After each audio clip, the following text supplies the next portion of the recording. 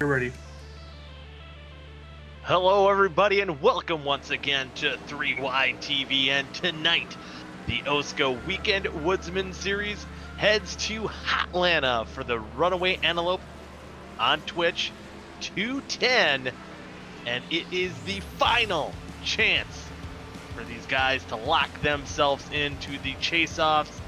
And of course, with me is going to be Matthew Bayuk, Adam Peeler, Carlos Acosta, and Vic Bloom. Oh, I was going to say, that was fancy. A different league. Wow. There we go. Yeah, okay. Well, that's the, hold on, we'll get to that. Oh, think of yourself right away. But here is the cutoff, guys. And here in Atlanta, it's going to be the old Atlanta, hot and slick. Cars are a little bit of a handful tonight, and these standings could get jumbled. There's some guys who are looking for some Hail Marys coming into tonight. Yeah, the bottom 6 from the chase aren't locked in, so there's 12 guys fighting for 6 spots. I will try to keep updated, but it's gonna be a little tough. Yeah, it's gonna be dudes. Matt, are you ready for the live scoring? The live score. I'm ready for the live scoring. I know Vic said he's gonna be keeping track of it. I'm still gonna be counting numbers and doing math in my head the whole time. I'm not even all that interested in that Broadcasters Championship. It seems like I lose 20 points on it every single week. Carlos is pretty much running away with it at this point. Yeah, it might be a mathematical lock here. But as far as our guys right around the bubble, man, it's Dallas Myhan is the last man, the first man out. Gavin Hibbs the last man in. Only a 3-point gap between those. And just looking at the practice times already, Gavin Hibbs is a little bit further up the board than Dallas. We usually see Dallas a little bit further towards the top, but even if you don't have that hot lap speed, there's only 2 sets of tires in the pits per half tonight. And these guys got to make them go almost 70 laps each half. You might not need that raw pace. It's going to be managing, of course, all 4 tires, but namely the rears. Yeah, and I gotta wonder too with a guy like Gavin Hibbs, the guy on that bubble that's the last guy in right now. We've seen him have that pace. We've seen him have that raw speed, and not a lot of it his own doing, but he hasn't quite had the luck. And Adam, I know that's your department. What do you think it's gonna? Well, having absolutely no luck? Yeah, that's my department. You got that right.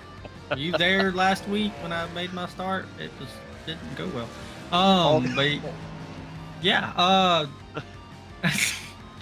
All that to say, I do feel bad for Gavin. He's had tons of speed, and I know his frustrations are getting high. I know being in the driver chat last week for the first time in a while, I could tell just on a very high level of how aggravated he was. We only get kind of clips and bits up here, but I think he's going to be all right. I'll say this. Everybody else doesn't want him in the chase, because if he makes the chase, oh yeah, he's a championship guy. Yeah, he can make it very interesting, and if that luck turns around, and who knows, him being down too before this regular season, him even getting in or solidly getting in if he does have a good night tonight, that could give him a little swagger, get a little bit of a confidence boost going into next week, and should get pretty wild. But tonight, man, what is it going to take here? You talked about the raw speed, but we're here at old Atlanta. Tires are going to be huge. Tires. You're going to want tires before you're going to need gas. Which is kind of backwards compared to most tracks, isn't it? It is, and one thing I've heard too, which I don't know if you guys know what this word means. I have no clue, but discipline. You got to have throttle discipline. What does that mean? There is a fastest way around this track, and I got some pretty good information from Joe Francis. Joe stopped practice and put in a full fuel run on the tires. Discipline, obviously, throttle control and all that, but he said something interesting. He said a lot of the dog tracking and getting loose that the car does is actually the car kind of just following the track, and it's really easy to overreact to that and correct it and get all out of shape. You've got to really be, our word, I guess, here, discipline about sensing, is this thing getting loose? Am I losing control, or do I just kind of have to go with it and trust the car? Oh, see, maybe that's some good advice if any of the drivers are out there watching. I know a lot of guys were struggling with the feel of the car tonight, and yeah, so maybe steering wheel discipline. Trust the process. It's another sports thing, right? Yeah. Something me and Matt were talking about too. Did you remember back when we were at Chicagoland and the cars just kept seeing like they were jumping to the right out of nowhere? Like they would just break loose and the right would just go straight into the wall. Saw a lot of that in practice tonight too. So I'm hoping that doesn't come into play, but these are very snappy on exit. Plus the rear tires are going to be gone after about 4 laps, so it's going to be even magnified. Yeah, it's that snappiness, and then on the first lap, it's really unruly on that first lap when their tires don't have much pressure built up and they're still cold. I've heard it can snap like that. It can break traction almost instantly just on that first lap, and after that it settles down a little bit, and then of course, you know, like you said, after a few more laps you completely shred the rear tires. But and I've also heard even on restarts, initial starts, when those tires are fresh, there is wheel spin. No restart, no start of any kind that we're going to see tonight is safe from wheel spin. Well, isn't Atlanta home of the famous OSCA meme of old Johnny Eckert on the pace lap coming out of the pit? Nightmares about it. Yeah. Was that right in front of you? Don't put yourself in a position to be called out. Don't try to call me out. I'll get you. Yeah, and don't. Yeah, that was another lesson learned here at Old Atlanta. So many lessons learned here, and oh man, old Bojo running high wide. Bojo's in the car, right? Oh yeah, he's back. Just making sure. I didn't check the list here this week, but I did forget to mention that the 2 halves tonight, 68 laps. I believe, Matthew, you brought that up, and top 5 will invert from half 1 to half 2. But with that, we're what halfway through qualifying here? Is it maybe do some pit time? Pick time. It's pick time. Okay. I got this. I'm gonna ace my pick here. My pick, and he's definitely gonna 100%. He's going to win this. 100%, like without a doubt, without a shadow of doubt in my mind. This guy's going to absolutely break through and win tonight. It's Kyle Carlson. Ooh. Without a doubt. So, can I place money on it? I certainly wouldn't. Without a doubt, he says. That went away quick. Yeah, wow. So I believe that. You're up next, Goody. Yeah. You know what? I haven't jinxed this guy all year, and I feel terrible about it. I'm going with 12 with Damian Leininger. No, I actually did jinx him. Damian Leininger, though, I did not. So, Vic, I can't wait for you to tell him that I picked him. Matt, you're up. Well, I'm going to take Mr. Zach Rogers. Oh, Zach Rogers, super sub into 1 car? I like it. Adam? I'm going to go the man who's done this for real. Give me Jeff Green. Ooh. Okay, he's up there on the charts already. I'm a little upset because I was going to go ahead and actually select number 2 of Jeff Green. That's who I was thinking of. But you know what? That's fine. Couldn't happen. I couldn't fully see Jeff as maybe. It's a bit cloudy on my predicament, but you know what's not cloudy is at number 25, numbers by Joe Machine, driven by Joe. I feel like he's going to go and get himself a very strong finish for his half 1. I agree with that one. Yeah, looking stout, fastest in practice, 4th in qualifying right now, and he's running the high, wide, and hands. Oh, gets in the wall a little bit there. He was. I'd already used my first hat pick on Joe Francis, but he went out there and set a hot lap in practice and did nothing but long run. So, and you know, already in qualifying, this is what I was going to say earlier. Braxton, Cameron Rich, and Joe Francis, top 3 in the points, top 4 in qualifying right now.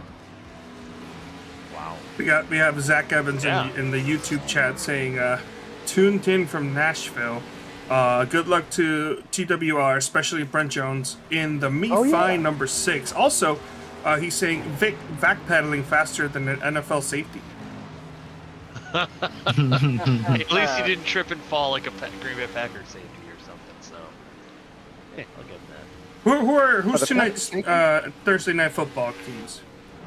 Oh, the Titans and the Steelers. Yeah, And there's Ty McIntosh in the Steelers car now. I was going to come out strong here and say not just Ty McIntosh in the Steelers car, but also if you find Gavin Hibbs is actually a Steelers fan. God rest his soul. We have two Titans cars too. Jeff Green is in the Titans car, and David Westgreen is also sporting a Titans car as well. I love the David Westergreen paints every week. Yeah, the bite-sized sports pick. Right now, I believe last I looked was 7-3. So Still is. They're driving. So now that I'm back, I'm gonna bring back the over/under caution thing. Y'all did a terrible job of keeping that going when I wasn't here. So y'all failed me on that. It was no. I thought we did do it, didn't we? We said 20, and I think we all took the over. We were all wrong. I said 20. Oh, you said 20. I come in and said 20. Anyway, y'all. You're right. Yeah, maybe you did do it. See, tried to start something. Y'all just let me down. I'm gonna go, and again, this is absolutely no research. This is gut feeling. Over/under of 7.5 for the whole night. For the whole night. I'm gonna go under. Under. I'm gonna go over. I'm going over. I'm going under. I like the majority is under. Yeah, but it was relatively. You know, that's what happens when I start watching too many betting shows. I start thinking of over/unders. I'll give you the reason from race controls standpoint. I actually do know the statistics. So this I just sound like Steve Letarte. Yeah. I actually do know the statistics, and statistically speaking, we average about 5 total at Atlanta. So there you go. It's your little fact for the day. Probably just comes from guys racing the track more and worrying about not spinning themselves out. This challenge weaker than my NNN game. Oh. Did you fail on day one? What?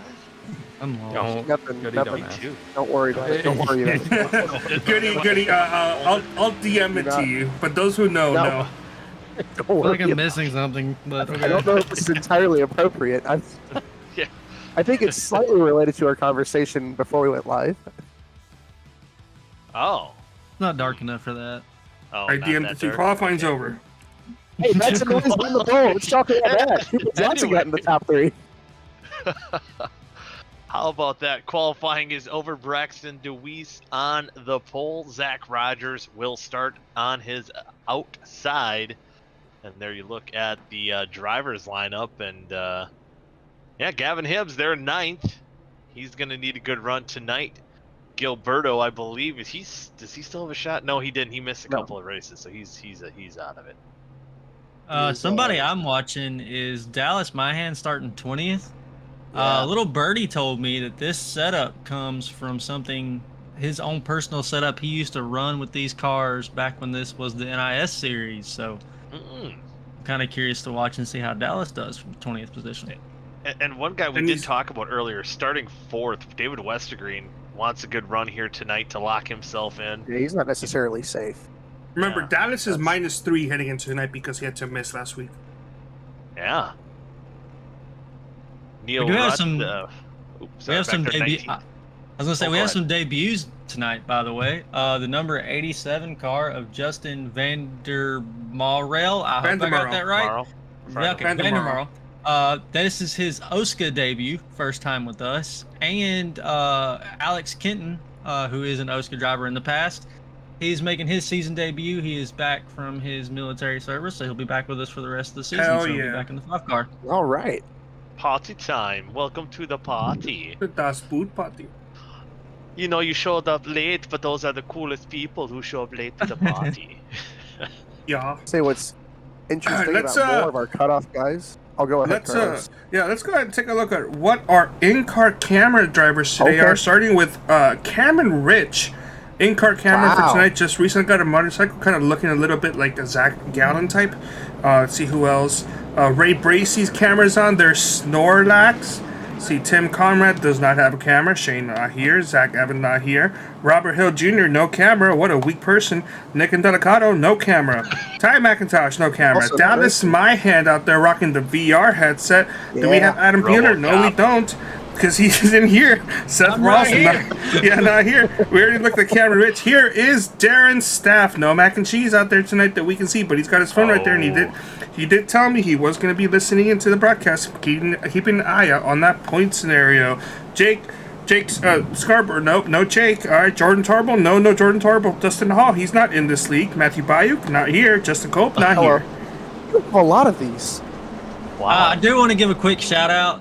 Hope he's watching. OSCA dad got a deer today when he went hunting, and he's taking care of that, which is why he's not here. So shout out to Weekend Woodsman. I hope it becomes the wrong video for the title sponsor. So big shout out to him. Heck yeah, we'll have party for Oscar Daddy. So getting a half win last week and getting a deer. Awesome. Yeah, maybe. Hopefully it'll be a cool video comes out for Weekend Woodsman on YouTube next couple weeks. Sure, hey, remember the mayo tub? Yes. What? Whatever happened? Remember the mail?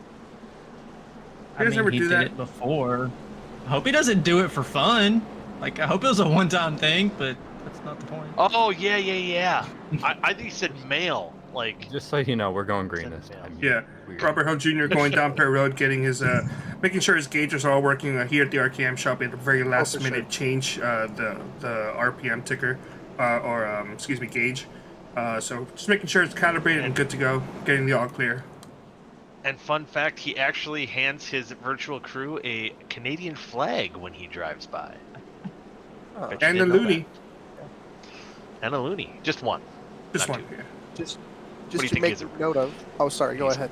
I was no saying, you think he's toonies? crazy rich? No toonies. Loonies. Listen, he needs to make it the rest of the season. Yeah, right. So Darren anyway, Staff. we're what's that?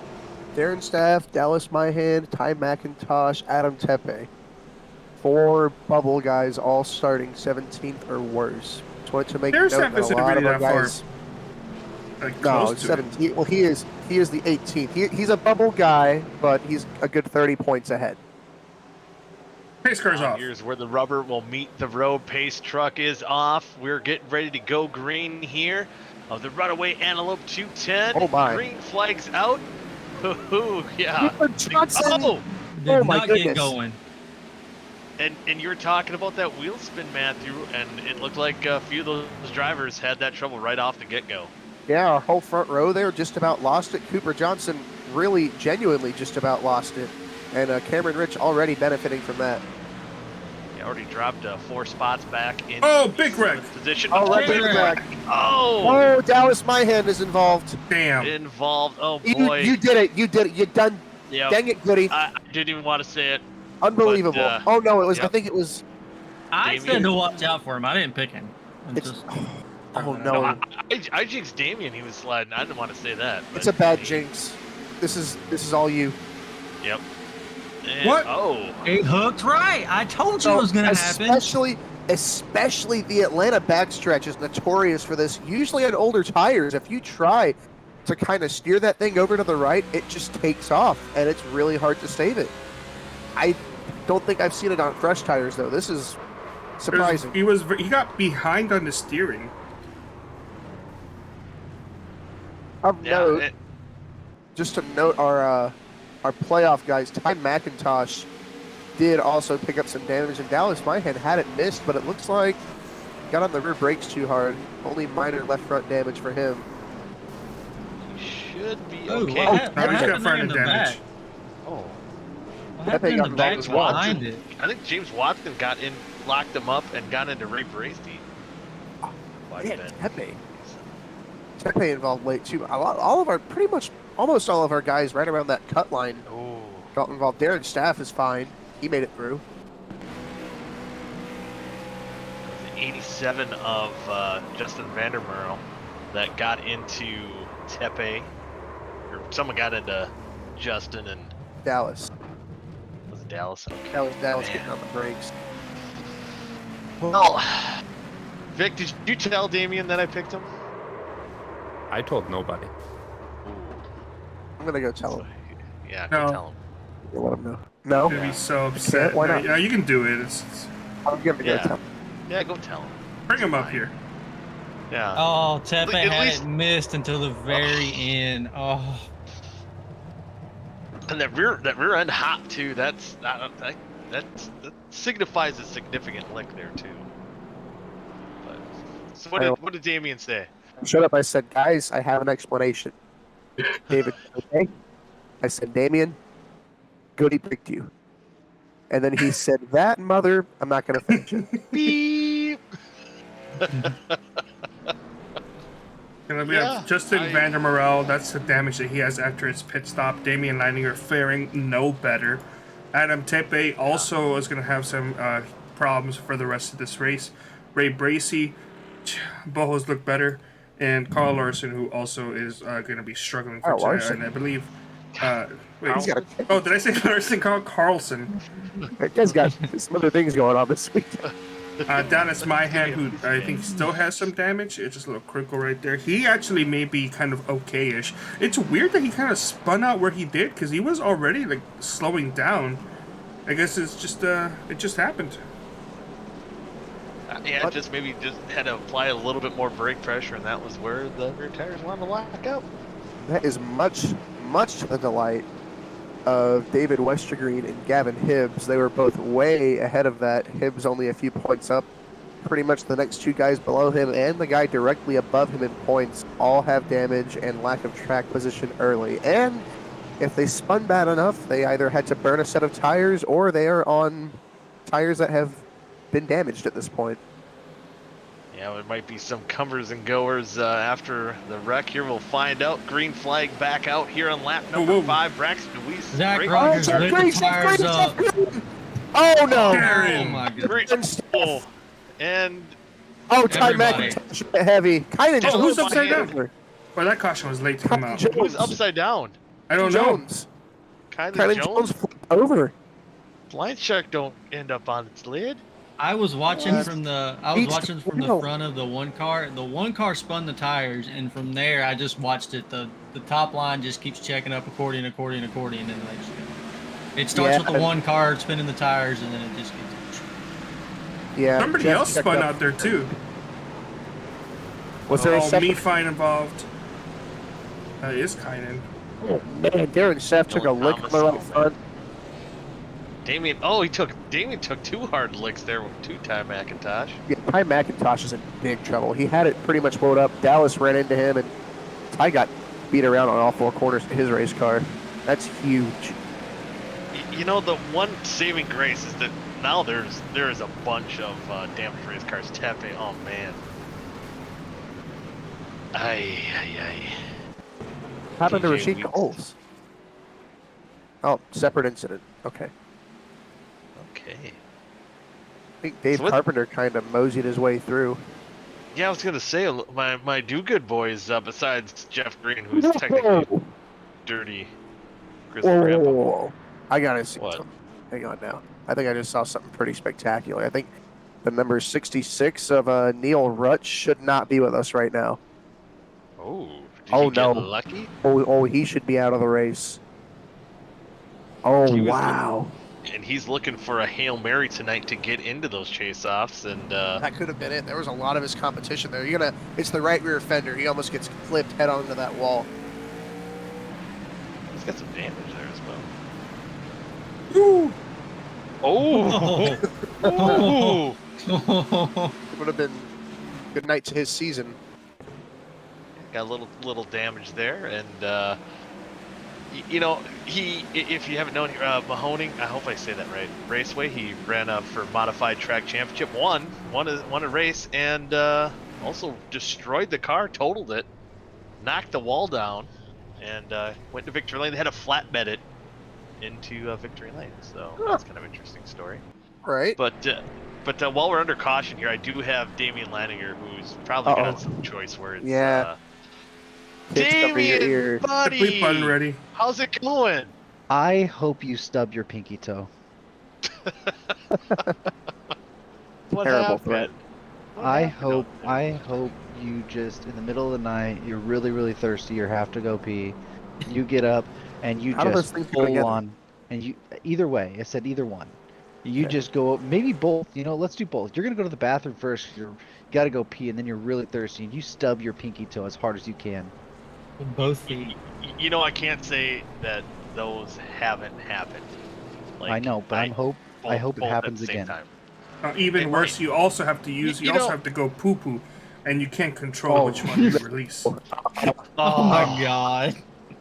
Man, was it that bad to pick you? Well, Do you see what happened to me? look at his race car, man. You tell me. Yeah. Yeah, I mean, I thought it was just a friendly jinx. I didn't know it was going to be as devastating as it was. What has ever been friendly it's about the commentators? Yeah, it's always as devastating as it could possibly be when you guys pick me. What's the difference here? It's tenfold. Usually my guys just get caught up in like one wreck, but not like two. I don't know. It's yeah, and two so quickly. Yeah, I like doubled my damage again. So how's the car running? I mean, Not is it now? running? Is it running? Can you move? If I Fred Flintstone it, Sitting on pit road right now, man. He's getting lapped. cut it. Yeah, I'm gonna go 3 laps down right now. You're supposed to get me back in this point hunt, man. At this Well, what rate, I'm- you'll be back on the lead lap soon. Don't worry about it. Yeah, that's kind of my point here. Is like I was like, hey, let me just fix all of my damage at one point. I might be 5 laps down, but I'm sure I'll be able to get on the lead lap at some point. True. Yeah. Gotta love the OSCA rules. Not feeling Yeah. too good under right now. Yeah, I told you guys. But what is it kind of out on track? Or one to go to green, by the way. But it's especially when we only really have these restarts. Is it pretty crazy with the wheel spinning right now? Yeah, wheel spin is pretty bad, and then it gets really loose going actually like through the trial or for the first couple laps, and then it kind of is fine for like probably 10 or 15, and then once you hit like the 20 lap mark, it's almost wrecking loose If we on like the can. exit of the trial. What's that? If we can hit the 20 lap mark. Yeah, if Yeah. we can. Yeah, it once you get going, I mean, it's a little loose on entry, but not bad. It tightens up a lot through the center, but I feel like with that would just give you a couple other lines, but it's really bad on the wheel spin to begin with, and then kind of sketchy the first Yeah, couple there it laps. is. Zach Rogers not going at all. Yeah, he's been having that one car's definitely having trouble with the restarts so far tonight. Gotta figure something out. I wonder if he's afraid of restarting in second gear. That could be. He's afraid of the wheel spin and he's bogging that top line down and kind of bottlenecking things up a little bit. But while you're getting your damage fixed, and before we let you go, any shout outs you want to give, and go win half number 2 because hopefully no one picks you. Yeah, so Traders Brewing Company, first of all, for coming on board. That Flip podcast, World Series just ended, but it's going to be some off-season time, so we're going to have a lot of content coming out on that one. So check out the podcast and YouTube side, and just thank you guys for broadcasting it. Carlos, Matthew, Adam, Vic, everyone else except Goodman. You leader. So. Yeah. Well, thank you very much. We do have a new leader, Cameron Rich, taking the lead. Well, Damien, hopefully get back out there and get some much needed points. Well, I mean, you're in the chase offs here, so you should be feeling pretty good. So Yeah, might have lost. good luck. Go have fun. But no thanks to you. Yeah. You're welcome. You're welcome. All right, bye. Bye. We're going back out. Oh, 3 wide. Going back. That's a bold choice to go 3 wide here.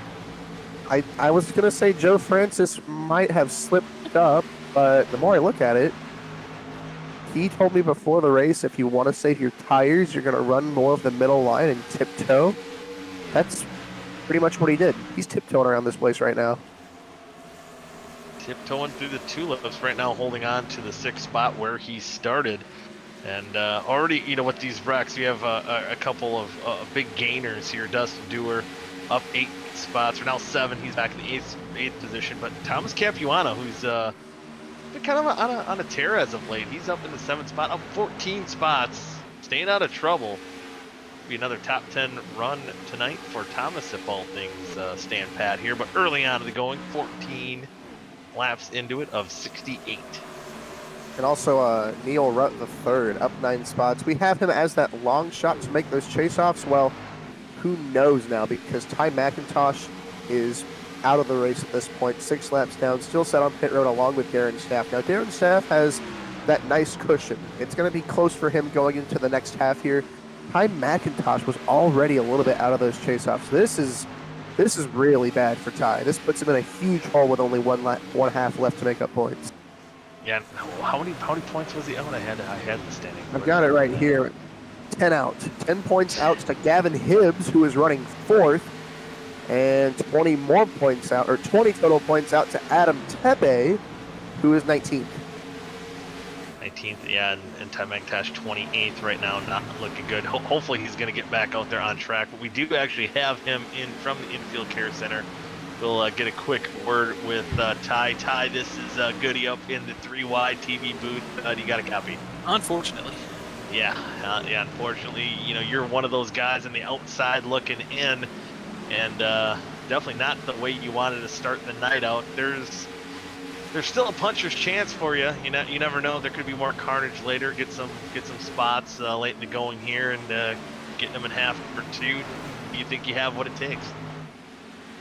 Me personally, yeah. The rest of the field to even get going, no. I know that it's not everybody's fault. It's just some people. I'd like when you see a restart wheel spin like that. I feel like it's common sense to know that it's going to happen again, but I guess not. So. Yeah, I mean, I know that I want to go out there and give it a shot in the second half, but at this point, we were 10 out headed into this, and I'm looking at guys that I needed to pass on the cut, and for them to have a bad day, running top 10 right now. So pretty much done. I think we're also unfortunately out of the owner's chase. So yeah, like I don't know. It's just had a lot of fun middle way of the season with the uncertainty of the last 2 races, and then this. It's kind of a mood killer. So hey, you know what? Now all the the pressure's off now. Now you can just let it rip. Just go out there and have fun. Yeah, I mean, it's wild stuff.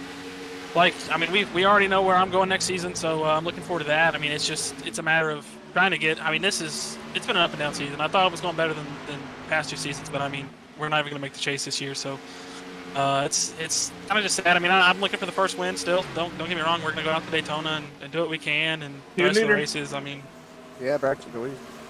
Good racetrack, so hopefully figure something out. At least run good. I'll say, man, keep your head up, because we got a second half, and all this stuff can happen again in the second half, and you might end up on the good side of it, and the other guys end up on the bad side. So definitely keep your head up.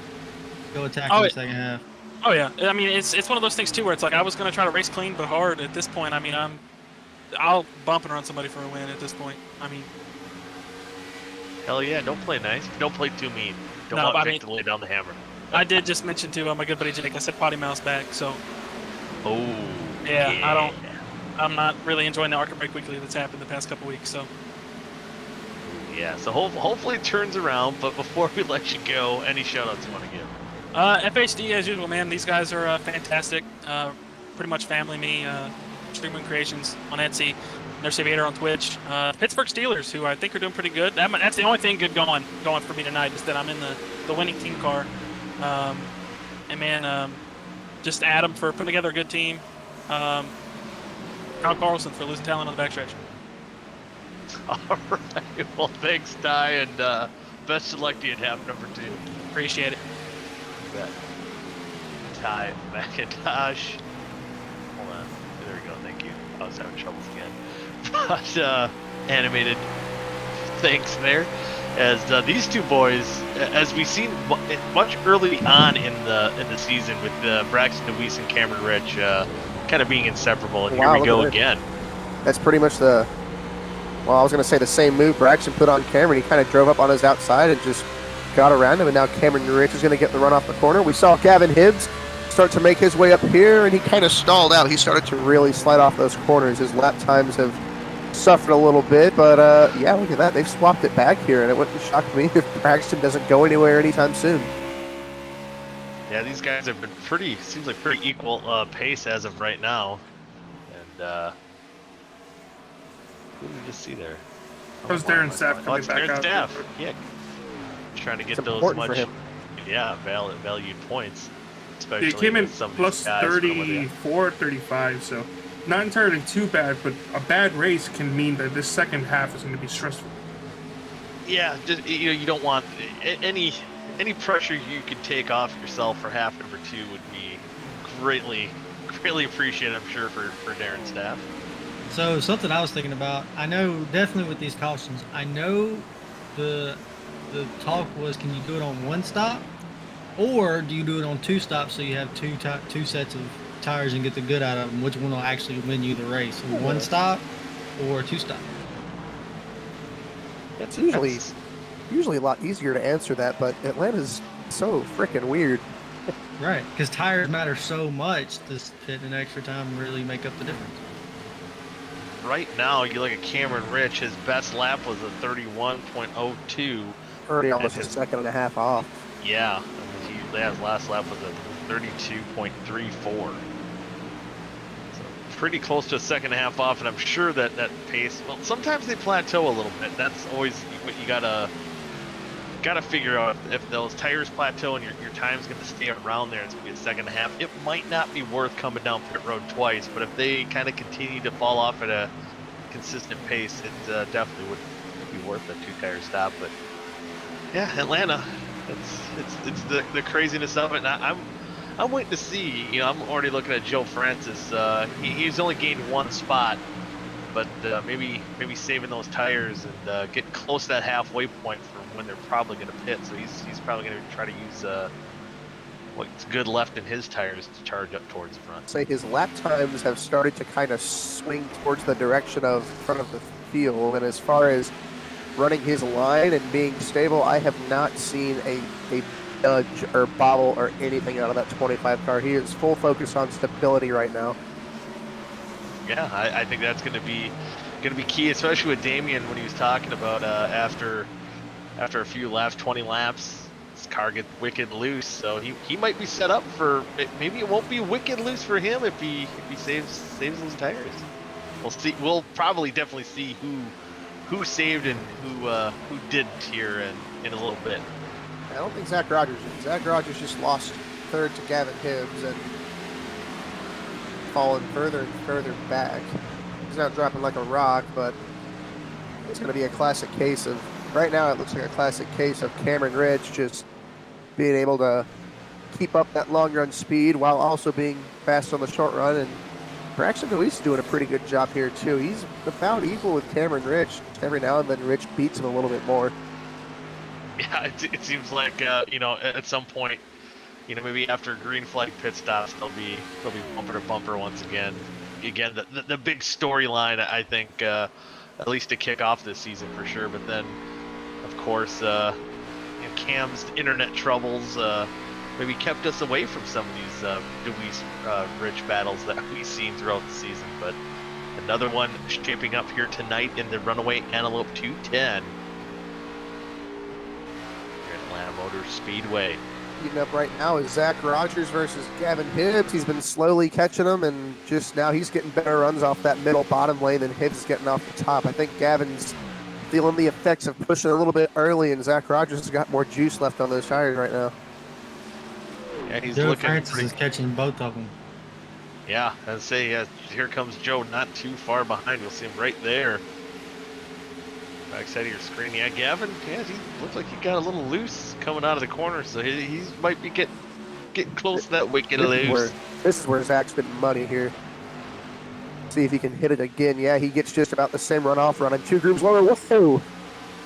So I love these old tire long run battles you get at Atlanta. Here, Joe's going to join the party here. It's going to be fun here for a little bit. I mean, this is one of them Kevin Harvick races, right? Like old school car, old Atlanta, wrap the white line and just save the tire. Yep. Joe's done a very good job of it. Yeah, you saw Zach Rogers there, tried to wrap the line, but he drove it in deep and just couldn't hold on to it down there, hit the runoff, and Joe just picked the lane where he wasn't. Joe's going to take 4th here, and Gavin was falling back already. I think Joe might get Gavin pretty quickly. Yeah, it's crazy. I think it was DW that always said, this of old Atlanta, it's kind of like a rubber band. They'll stretch out, but they always seem to come together with these Speaking runs, of different lines. Oh yeah. Yeah, Braxton DeWeese has started to come back on Cameron Rich there. Oh, yeah, rubber band. I thought you were talking about DW for a second. I did too. I was like, where are we going with Oh, we this? got him right here with us. Ooh. Boogity, boogity, boogity. Boogity, boogity, Gonna boogity. race a bunch of hot dogs. I like that one. You bunch of hot dogs. And these 2 hot dogs up front. battling it out, and Braxton got right on the bumper, but as you said, it seems like once in a while, like Cam just, I don't know if he's playing cat and mouse with Braxton or not, but they can't totally shake him, that's for sure. Just to keep note of it, Joe Francis went down to that bottom in 1 and 2. Oh! Great save it. No. Don't bring out the caution. Oh, there we go. Great save. This battle between Joe and Gavin rages on. Joe's able to wrap it around that bottom lane, like half a lane off the line in 1 and 2, and it looks like he's going to clear Gavin Hibbs for third. Yeah, he does take over the third spot, and he was 2/10 slower than our two leaders, but of course battling with Gavin Hibbs. So I'm going to see what he can do. Oh, but look at that! Now he's got gaining. Little bit. See this last time, but he was 2/10 quicker that time with clean hot track. dog. And Joe's the only one not running the top of any of our guys in the top 5. He's down there straddling that bottom seat. Yeah, kind of running where he said he called his shot. He made it a surprise to no one, and definitely paying off for him right now. And he's about 2.5 seconds back of Cameron Rich. Yeah, pit stops. And, pit stops going on right now. That time he was almost 2/10 quicker. So we were hitting from about the halfway point here, right? No. Yeah. Yeah, it's around there. Got it. Just about past it. Yeah. Yeah, a little past it. Yeah, and those guys who Hibbs, who definitely was starting to struggle a little bit doing the short pitting here. See if that brings more guys down. Joe Francis coming down pit road. That's interesting. I kind of like it though. It's like, maybe he felt like it's like a strike while the iron's hot. It's like, I got this close to the lead. I'm going to come down, take tires, and really take advantage of it. Right. Yeah, and get a couple laps on fresh tires. Sorry, go ahead. I was gonna say, and your long run speed doesn't really matter. You might be able to run faster for longer, but if those guys come in and get new tires, they're gonna be faster than you, and it's just gonna negate whatever you were making up. So Cameron Rich, as soon as they pitted, he had to answer. Yeah, and I think that's why Cameron came down pit road, knowing if Joe Francis had a couple laps on fresh tires. Oh boy, stamp the wall. He does. Carpenter got a black flag. Having a good run too. Dallas Myhan, black flag. On pit road. That's huge for Dallas Myhan. Huge. Oh wow. Very huge. He was running a little bit ahead of Tepe, and he needed points on Tepe. And with Gavin Hibbs and David Westergreen having good days, not going to help Dallas Myhan. So the difference in a lap, Zach Rogers pitted 1 lap before Joe Francis and has about a 10 car length lead on him. So that's the difference in 1 lap on pressure tires. And Gavin Hibbs is even further up than that. So none of them are going to beat Cameron Rich though. Yeah, I was just gonna say, where's Cameron? But yeah, he's up there. He's still at 7th spot right now. Gilberto in the lead right now, staying out. Is trying to stretch this one out a little bit. 32 around. Oh, someone's spinning. 32, that would be Dustin Dewar. Dustin Dewar, was he getting on the racetrack? He was getting back. I know Cameron Rich stayed out in front, but Gavin Hibbs is all over Cameron Rich right now for what will be the lead from pitting a couple laps sooner. He's going for a pass right now, getting into 3. And we thought Braxton DeWeese, you're talking about guys coming in a little early. Braxton DeWeese, of all of our top 5, waited the longest, and he has gone from 2nd to 5th. Oh, wow. He's praying for a long run. That's what he needs. Cameron Rich probably looking at how aggressive Gavin Hibbs is right now, and he's telling him, go ahead, man. Take the lead. Kill your tires. I'll see in a few laps. I'll say fair enough to Gavin. He did come earlier than everybody. He knows he is toast on this long run. I kind of figure you think go hard now. Maybe while we're in the lead or up in the top 2 or 3, a caution will come up, because in about 15 laps here, he's going to start getting eaten up. Yeah, and who knows? Yeah, if you get a caution, I think at any point here, you'd almost have to come down and get those fresh tires. They'll prevail. So leader pit road, last driver. Run strategy. This will cycle the field around here once, now that Gilberto's on pit road. We'll cycle the lead to Gavin Hibbs, who can't quite stretch that lead, about 0.3 of a second lead over Cameron Rich right now. But again, Cameron Rich with the fresher tires, but also getting a little bit of heat from Zach Rogers. I wonder if Zach Rogers is kind of having the same strategy to just kind of run the hot laps and keep that track position, hoping a caution will come out. Looking at the lap time, Zach Rogers is in that same boat. I think he pit the same lap Gavin did, didn't he? If not a lap later. Yes, he did. He pitted yeah, the same lap. A little bit loose there. Ooh.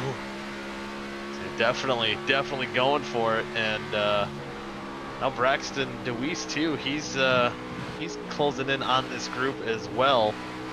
It's a 2-lap difference.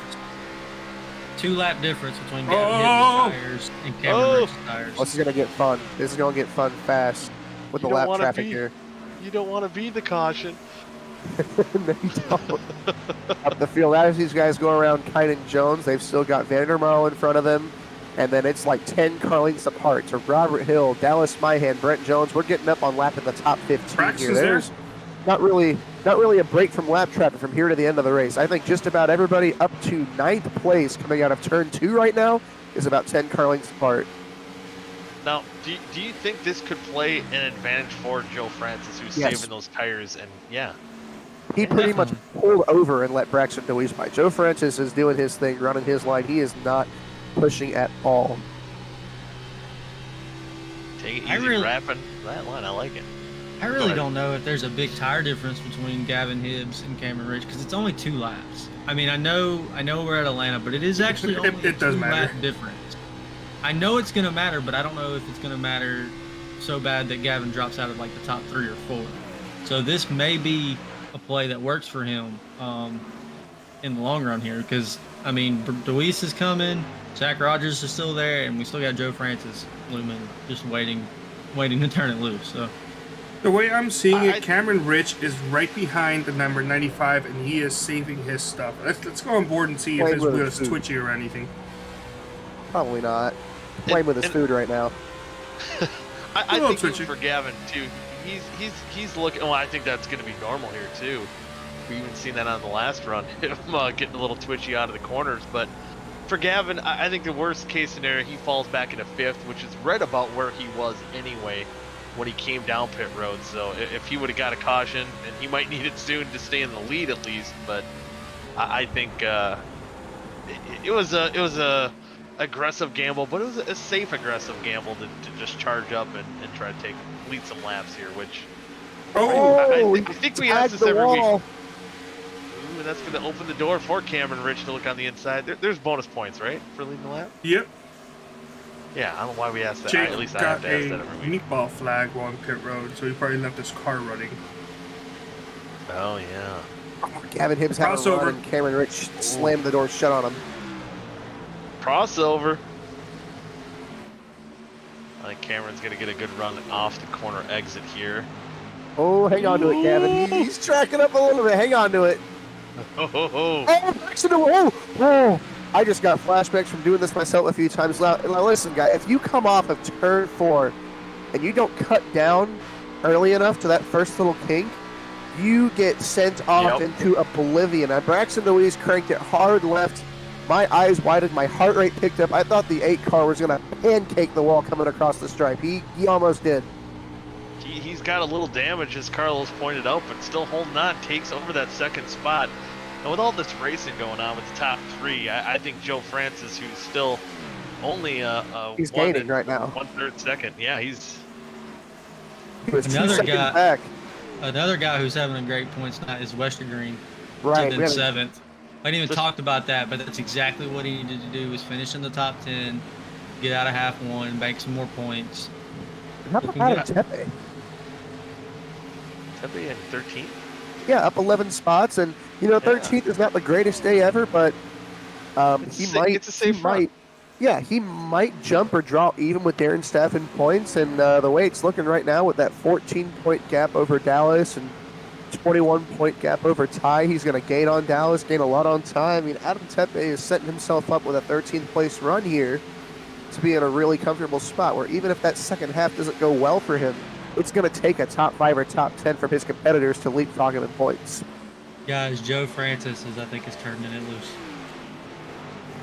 He's got around Zach Rogers, and he is running down Kevin Gibbs. Yeah, he is on the move. Only a second and a quarter now, closing in just a little bit, but now it's time to lurk. 18 laps to go. I think for Joe, kind of playing the long game, you don't want to mash on it, go crazy. It's just all part of the jaws. Just slowly approach. And I'll say this: before pit stops, he was over 2 seconds back. So he could see him, but he wasn't as close. Now, after pit stops, now that he's decided to turn it on, he's under 2 seconds. So now he knows he actually has a chance to actually run him down. So he's on pace, just about on pace with our leaders. And you were talking about discipline for the race. Another word I can think of for discipline is racecraft. And Joe Francis doesn't always have the raw pace that Cameron Rich and Braxton Deweese has, but as he goes by here for third, this is all a masterclass in discipline and racecraft. Agreed. Yeah, it's just something Joe's always been good at. He kind of like a DJ Weeks. We always talk about him. Actually, DJ Weeks running to 10th right now, but he got in a wreck. Oh boy! And it's a classic. Classic. You know, running about 15th, and just all of a sudden you kind of wonder. Also, you look and you know they'll be running like 6th, 7th or something like that. And you're like, where the hell did they come from? Or how the I know I've been in Discord with him, and you know he'd be like, oh, I'm running 13, just riding around, and also next thing you know, like, oh, I finished 6th. Like, when what? How'd you do that? Yeah, you weren't even talking about moving up through the field. But yeah, Joe trying to lurk. He lost a little bit of time, I think, racing there with Gavin Hibbs, but now he's going to have to turn the afterburners on here a little bit. 15 laps to go. As Braxton and Cameron Rich lead the field right now, and you got to wonder, can Braxton even put a little bit of pressure to maybe make Cameron burn his tires up just a little bit? As long as Braxton hasn't run them off too bad himself, 1 lap advantage on tires isn't usually a big deal, but here you can do something with that 1 lap advantage on tires. And I don't know if Braxton was patient and let Cameron Rich come to him, with Rich having to work through more lap traffic and slow traffic. And here comes Braxton now with that run off the top. Yeah, he's pulling the crossover move on the inside, going into turn 3. New leader, but can he make it stick? Oh, Rich third is on the top there. Beats him back to the throttle. Oh, Rich is loose. He hangs on to it. They're still side by side. A little bit of advantage right now for Braxton Deweese going into 1. Oh, Rich drove it in deep. Man, this could definitely be playing into Joe's hands, but Joe's actually losing a little bit of time. Yeah, he's not as strong. Yeah, I thought he was turning up the boost, but maybe these guys right now. This is going to get fun fast. Look a little bit further up the track. We've got a gaggle of lap cars. Oh boy! You know, you said that about DJ Weeks, and he's running 10.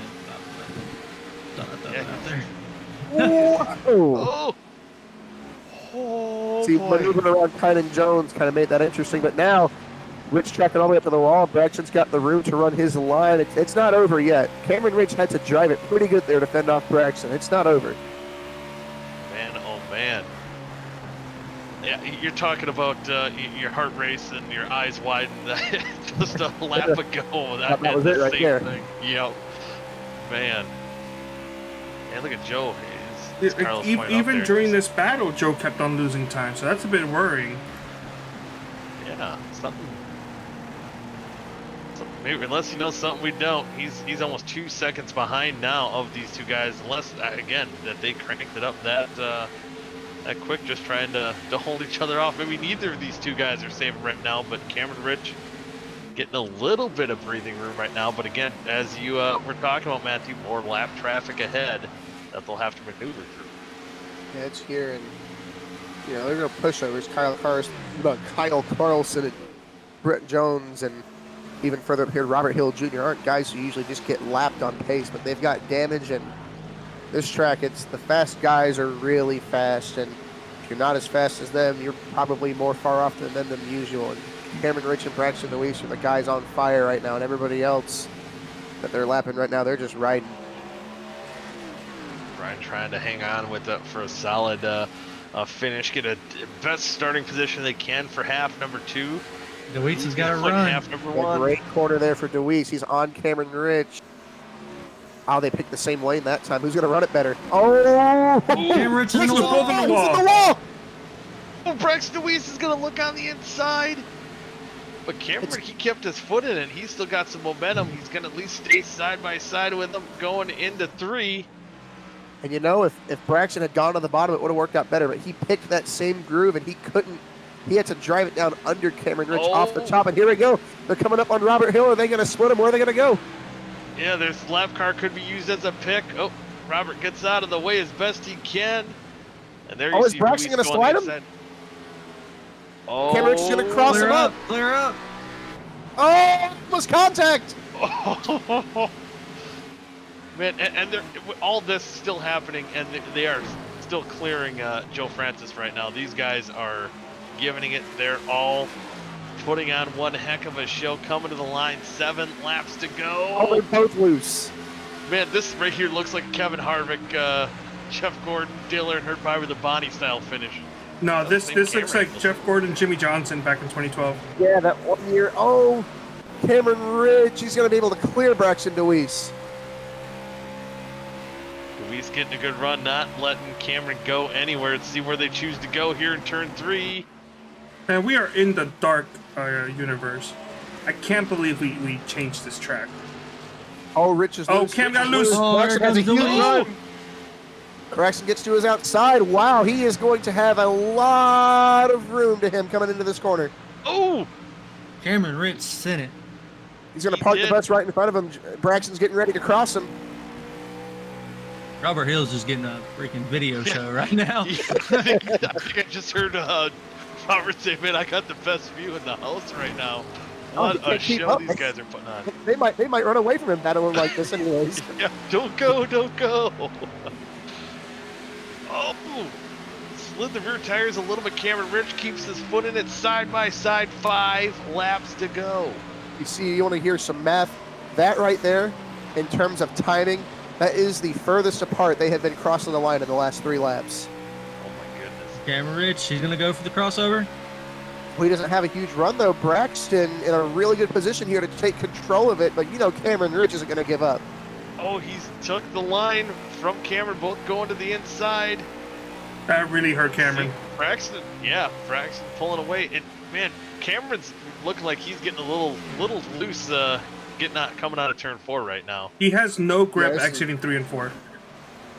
Yeah, that's where Braxton's making his money. It's where he's been making his money. You see Cameron kind of sticks with him pretty good here through 1 and 2. Gets about the same run off, but if the trends have kept up here, we might see Braxton gap a couple more car lanes coming off 4. Cameron Rich has got to search around and find something because time's running out. Time run up, coming to 3 laps to go here in half number 1 of the Runaway Antlope 210 at Atlanta. And right now, it looks like Braxton having a little bit stronger car here in the final 5 laps. I've been trying not to intervene in this, but something just happened to the one car. I'm not really sure what. Zach Rogers, he grabbed the wall off 2 and spun towards the inside wall and bent it pretty good. He's on pit road. That's a big deal because that gives Cooper Johnson the pole for half 2. That is a big deal.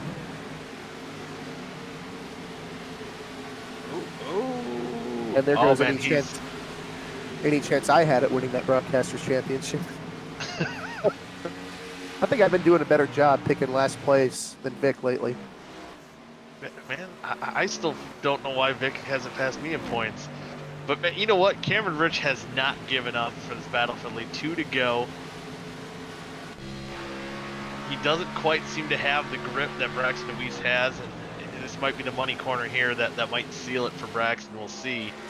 If Cameron can keep his car straight, he might get a run going in turns 1 and 2 on the final lap here, coming to 1 to go. Oh man, I don't know. Braxton's able to get back to the gas and stay in it. He did get loose there. Cameron Rich tried it in real hard here. He's going to try and get a huge run off 2 and see if he can get close and make something happen in 3 and 4. Maybe just not enough. Too deep. What an impressive duel for both of these guys. Yeah, it has been a fun one to watch, but here, at least for round number 1, coming out of turn 4 for the final time, Braxton DeWeese takes the checkered flag here in the Runaway Antlope 210 at Atlanta. Who was talking about that? Who mentioned that Jimmy Johnson, Jeff Gordon finish? Me. That looked just like that. Jimmy Johnson, Yep. Jimmy Johnson was 45 degrees sideways coming to the checker. That's what Cameron was doing. Yeah. That's the first thing I thought of. The only difference is that Jeff Gordon had the lead when Jimmy battled him, and he held on to win. In this case, it's role reversed because Cam had the lead and eventually lost the battle. Braxton DeWeese, congratulations. Gave him a congratulatory door check, spin him in the middle of the backstretch. Those two guys put on one whale of a show, and actually it was weird that once they single filed up, Joe Francis was reeling him in. He did hang on to finish 3rd. Gavin Hibbs in 4th. And how about David Westergreen? I think really needed a good solid top 5, and he got it. Rounds out top 5, so solid run there for David Westergreen. David Westergreen got Cooper Johnson at the end. That means David Westergreen's going to get our half-2 pole. Yeah. So interesting stuff there for Westergreen. So there's your final results for half number 1. Vic, how's it looking as far as getting a live trace-off scoring update? You been able to do that, or working on it? Oh, okay. While he's working on it, we need it faster. We'll bring up Braxton DeWeese, winner of half number 1, and Braxton. Man, it seems like you and Cameron have been putting on one hell of a show all season long, and you didn't disappoint here in half number 1 in Atlanta, and you came out victorious. How'd you get it done there tonight? I don't really know. I kind of just said, you know what, I'm going to send and throw a slider here and see if it sticks, and I believe it worked the first time, and he got below me, and we were side by side, and I was happy with being on the high side with getting the run. I felt like I obviously had the better shot of making the pass on the high side, but that was just honestly one of the best races I've had on this service. That was clean and, you know, hard racing, so I really appreciate Cameron for that, and I'm happy we could, you know, get around him the other time. We got him around one time, and then he got us back. We swapped it a couple times. It was a hell of a battle, but I'm glad I could get around him and then clear him off of 2, and then kind of dip low into 3, and kind of give him a little bit of the dirty air. That I feel like that kind of sealed the deal as long as I kept up with what I needed to do and come out with the win. So, you know, couldn't really be mad about it, but we need to get another win like that because we want to get the championship for the regular season. So. Yeah, we'll see how that goes. He finished 2nd, so I mean that doesn't really help, but getting the win helps a little bit more. So, you know, we'll see how the second race goes. We've always had bad luck in at least one of these races, so hopefully I'm not jinxing myself. But god dang, we need a good 2 races here. I've always said it in my post. We need a good 2 clean races, and we never have it. So, you know, hoping for the best here, crossing our fingers, and hopefully we can get to the front. You know, we're starting 5th, so that's pretty good. But I'd rather want to get in clean air and, you know, control the pace and do what I need to do. Yeah, and speaking of clean air, I think it was right when you were still kind of shuffling after green flag pit stops. We kind of saw you get into the outside wall, get a little bit of damage, and I was kind of wondering if that was going to affect your long run speed, but it didn't seem to hurt the car too much at all, did it? I don't believe so. I feel like I might have been pushing just a tiny bit. If not, then that might have done a little bit to it, but I don't think it was anything to make me any slower. I mean, Cameron smacked the wall a couple times, so that wouldn't be an excuse for me if I didn't win. So I don't think it did too much, but it was getting a little tight there on the long end. I felt like the entry was a little tight. The center to exit was a little bit loose, but you check up your corner a little bit, you can save your tires, and obviously on the long run it'll be a lot better on entry, and you won't be as snappy loose on exit as long as you take care of the rear. So you know, we're going to try to take care of the tires, but you know, not try to lose too many positions, or you know, just try to maintain our pace and see what we can do. Yeah, it'll be a fun one to watch if you put on half a good show as you did in half number 1. I know Carlos and Matthew were reminded of the Jeff Gordon Jimmy Johnson battle back in 2012. That's kind of it did what it looked like. Even Cameron got sideways coming off of 4 on the checkered flag lap, just like was that Jimmy that did that, right? I don't remember. Yeah, Jimmy he got was hanging it loose for sure. Yeah. Yeah, but before we, or actually, Matthew, Adam, you got anything for Braxton before we let him go? Thank you for treating us to that battle. Go do it again. I think that's easily the Ditto, best man. battle That's all. we've seen in a long time. Come on. That's all I've got, dude. That was awesome. Appreciate it. But before we let you go, get ready for half number 2. Any quick shout-outs you want to give? For sure, the sponsor on the car, they've pretty much been the main sponsor all year, other than the throwback race. But Fitness Public on the car, big shout out to them. I also want to give a shout out to James on Main, Interstate Ford, Blaze Designs, Alan Starts Images, Unrivaled Photography, Elite Performance Industries, Shift Esports. We're affiliated with them. I'm in the chat with them pretty much every race, and a good group of guys, and I enjoy being with them. So looking forward to working with them even more. And we're working with them in the trucks for Elite next year, so that's going to be my rookie campaign. So looking forward to that, and looking forward to just working with them in the future. And I also want to give a shout out to Seth Ross Designs as well, and everybody that tunes in and supports me. I really do appreciate it, and I'm glad we could finally turn things around. I was looking at my results page in my Discord because I have my own little thing. I post my stuff in and whatnot so I can keep organized, and there were a bunch of not good finishes, and I was like, we need to turn things around. So this is a good step, so we need to keep it going. Well, best luck to you in half number 2. And the good news is, I can't pick you in half number 2, so I won't be able to jinx you, and that's huge. Ask Damien about that. So, best luck to you, Braxton. And if you can, put on at least halfway as good a show as you did in half number 1. Yeah, we're sure as hell gonna try. Hell yeah, I love it. Go get that regular season championship. Go make it interesting. Yes, sir. Come out. Hell yeah. Braxton DeWeese, winner. Moving on to of race 2. half number 2. Yeah, so we got to do quick. We'll do picks here in a minute. I do have an update. Update. Okay. All right. And the update is that Cooper Johnson is officially locked in. Neil Rutt, Dave Carpenter, and Tom Scapuano. Unfortunately, their chase hopes are over. So, and I got Kynan at plus 44, D West plus 44.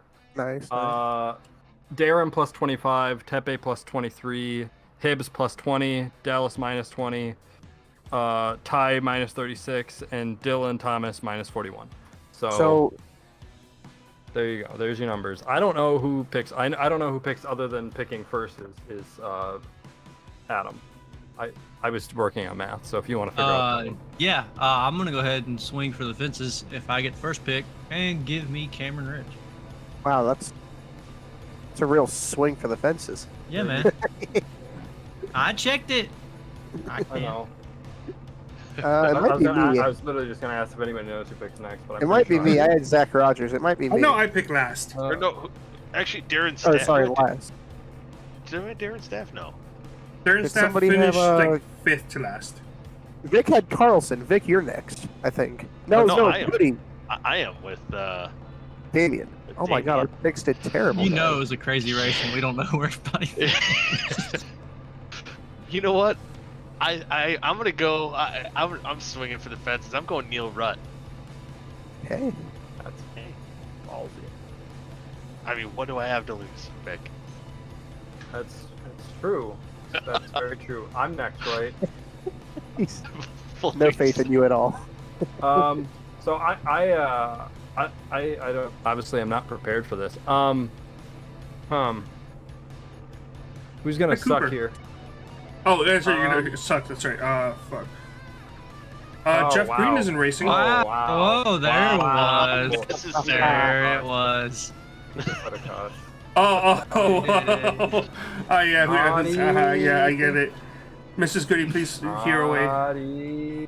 Swear jar. I'm is he even here? I want to make sure he's here. I'm gonna go with the 36. Jake Scarborough. Isn't that one of your drivers? Shut up. Doesn't mean anything. All right.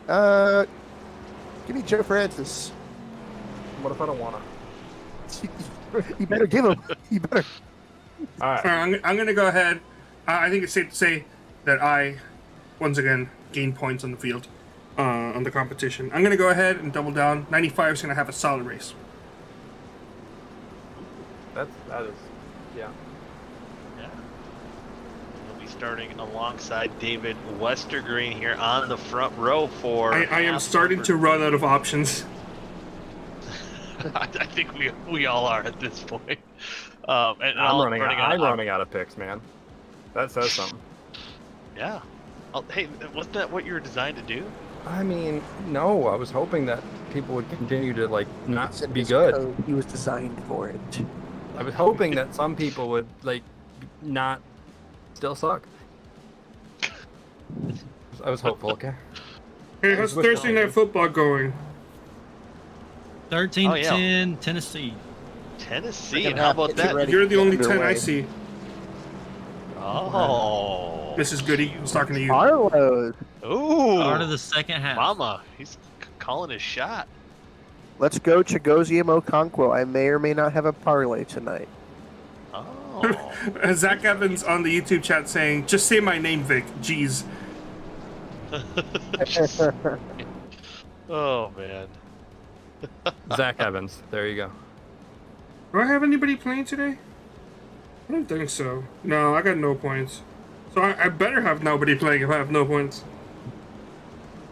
Well, Metcalf is questionable. He could be one of those guys that's always questionable. I feel like he is. We're going green this time, guys. Not participate. But Alrighty. speaking of Thursday Night Football, well, we do have one Tennessee Titan car out of the race. Jeff Green did not start here in half number 2, but David Westergreen rocking those Nashville colors up front. We're Bite Size Sports as a sponsor. And the Pittsburgh Steelers car in second. Yeah, did anybody notice that? The yeah, front row is that football matchup. I did not. Let's see who wins it right off the start, as Westergreen will lead him to the green flag. Oh, the second half of football just started too. Look at that. Oh my goodness, it was meant to be, and they're side by side going across the line, heading down to turn number 1. This will determine the matchup of the football game coming out of turn 2. Oh, it's a dead heat right now, but the Steelers have an edge. Oh, slightly. Steelers are going to clear getting into 3. Oh, Derrick Henry stuck at the goal line. Oh, Peter! Oh, there's a fan in the infield. Oh, boy. I did it that again. Was Dylan. I was almost going to say Peeler myself. I got excited. What are y'all going to do if I don't ever drive that car again? Oh, it's never going to go away. As long as it's the same pace game. Oh, my goodness. He drove in a little deeper than Gavin Hibbs, and he almost hurt him. Almost made contact. Cameron Rich wants the lead, and he wants it now. Look at Joe Francis. He's looking a little bit more racy this time. I don't think there's saving tires mode for that 25 right now. Maybe he knows a little bit more.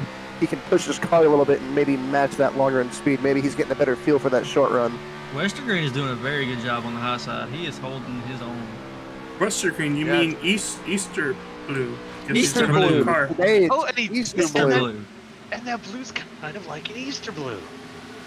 Oh. Nice little baby blue, almost pastel. Yeah, almost. And Easter's only like 6-7 months away, something like that. Oh, so it makes sense. Yeah, it's all lining up. If you turn 7 months, aka half a year away. Yeah, it's not too bad. Gavin Hibbs holding on to the lead over David Westergreen, who did make a good move to hold off Cameron Rich in the meantime here. And look at Zach Rogers up 9 spots. He's looking to get redemption after hitting the inside wall at the end of half number 1. Going back and looking, he just kind of hooked it around the bottom and just started driving around people. Yeah, and heck, not burning the tires up too bad, staying on that bottom side. He's looking good. And it looks like a lot of these guys learned from half number 1, especially early on in the going. I think they know what to expect, and we're seeing some good side-by-side racing. Seems stretched out a little bit, so let these boys play a little bit here. I like it. Yeah, Gavin Hibbs was already kind of a short-run champ that last one. This time he's able to really stretch it out a lot more. And this, you know, we kind of know what we're going to get here with Rich and Francis and Gibbs after watching them. But David Westergreen, you mentioned, Adam, how good of a job he's doing holding his own. We didn't talk about him that much because there was so much going on in that top 5, and we were looking at cautions otherwise. David Westergreen kind of just quietly ran well and got himself a top 5. I'm not really sure what we're going to get with David here. Yeah, and note that, yeah, he did work his way up into past Cooper Johnson for that 5th spot right at the end of half number 2. It's not just David either. I mean, there's some guys. Cooper Johnson's coming. Thomas Capiano's coming. A lot of guys that may have had a little bit of damage or bad track position to start that last race, as crazy as that first half was, towards the front this time. So we might have a little bit more going on in the top 6, 7 that we can keep an eye on this time. Yeah, Capiano had to gain 14 spots, and Miller had to gain 10 spots. Even more impressively, I almost picked Ray Bracey for the sole reason he started that first half 27 and ended up finishing 10th here. I almost had to pick Ray Bracey there. Of course, I had to go with my man Joe Francis, but Ray Bracey, man, he was looking forward to this car before the start of the season, and he's shown multiple times this season how comfortable he is with this thing. Yeah, looking good. And another guy I'm going to be keeping an eye on. The guy. Whoa! Oh boy! Don't say that word. Yo, his wheel lights up. Yeah. He can't even look at it, but his lights up. What's up? I want to point this out. By starting this half, Kynan Jones and David Westergreen are both officially locked into the chase. Congratulations. All right. So it's Aaron, Tepe, Hibbs, Dallas, Ty, and Dylan Thomas fighting for the last 3 spots. And Dylan Thomas went around earlier. Yeah. Yeah, not a good start for him. You said Dallas came into this minus 20, right? Yeah, that's what my math says. I could be off by like 1 or 2. So that's not good. He lost 17 points in that first half. McIntosh only 23rd right now. He's going to need a few guys to have accidents, and he's going to need to probably score at least a top 5 himself. It's never over until it's over, but it's a tall task here for Ty McIntosh. Yeah, it's gonna need a Hail Mary. Maybe do something. Hail Mary. I mean, he's in the Steelers car, man. Yeah, never know. What's the Holy Roller? No, not the Holy Roller. What was it? The Holy Diver. Reception. That's what I'm thinking. The Holy Roller, huh? That's a Raiders play, actually. I'm sorry. It's a forward fumble. This is why it's illegal now. Oh, isn't that like when you fumble, you just continue to kick it? Yeah, they were kind of kicking it around, and they recovered it in the end zone, and they won a game that way. Yeah. Back in the old Kenny Stabler days. I thought that was only illegal after the 2-minute warning. Yeah. Or am I thinking of something else? It is now. Nope, I think you're correct, but I think that is the play. That's why. Yeah, Easter Blues cars became a handful and very nasty very quickly. He had a bobble coming across the line and on his tail. Burn up those tires a little bit, but hey, you know what? He locked himself into the chase-offs. Maybe just kind of winging it here a little bit, trying to just maybe use this stuff up, just trying to run up front. Maybe hoping for a caution early. See what the strategy is here, but still holding on to 4th right now. As Joe Francis does go by. Cooper Johnson. Actually, Louise lost a spot off that initial start, and he hasn't really done anything.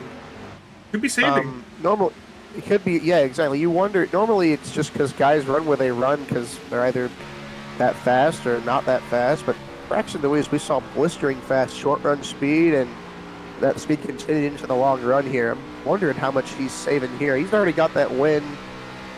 Maybe he's thinking with Cameron Rich already up there, it's going to be tough to go up there and get him on an equal set of tires. He's looking for that regular season points championship. So, yeah, try to keep that clean air too is one of the big things he was talking about. Maybe just trying not to force it, burn his tires up. Right now, looking right ahead of him at Cooper Johnson.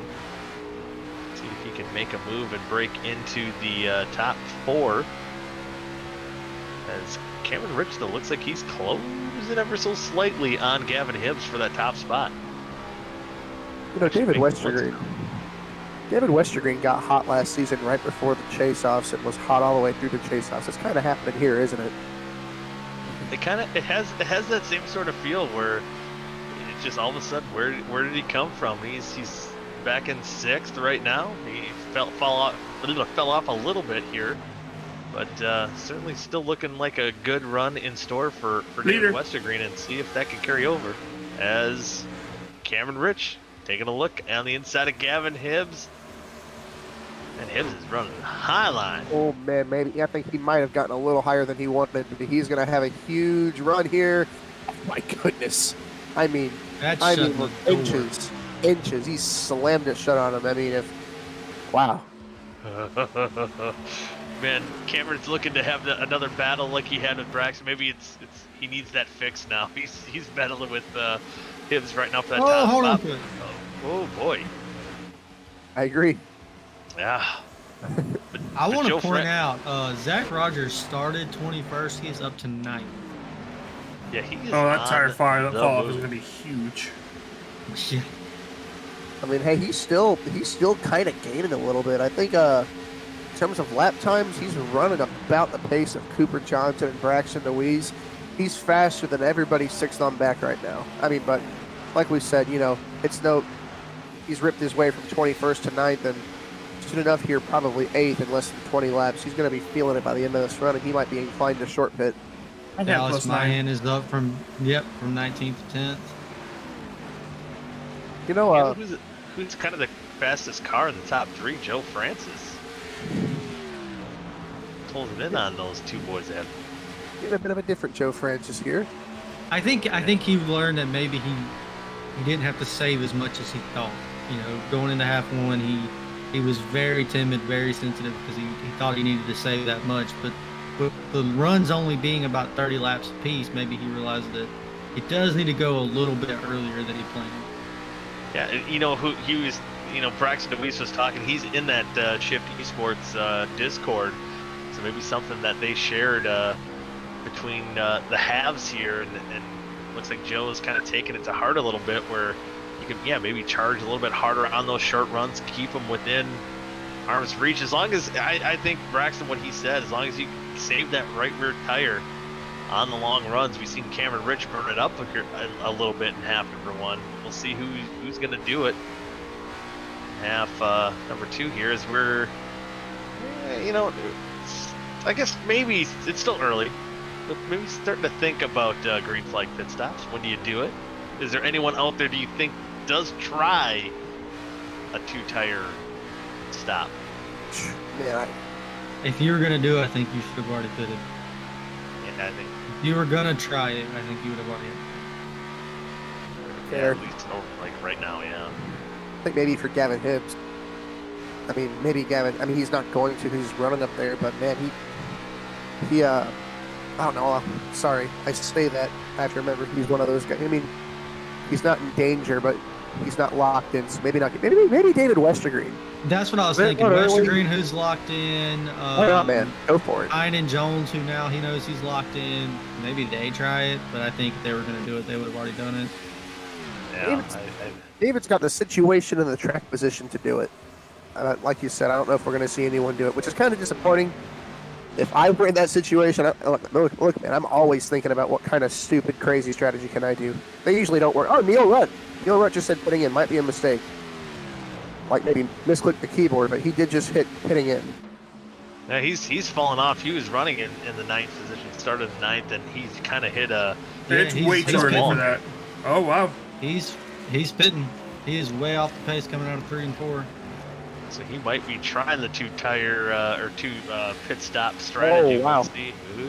Yeah, he got a little bit loose a couple times. I'm looking back at it. Got tagged from Gilberto while trying to gather it back up. Touched the wall. Got more out of shape. Just a series of really unfortunate events, and you know, mathematically eliminated.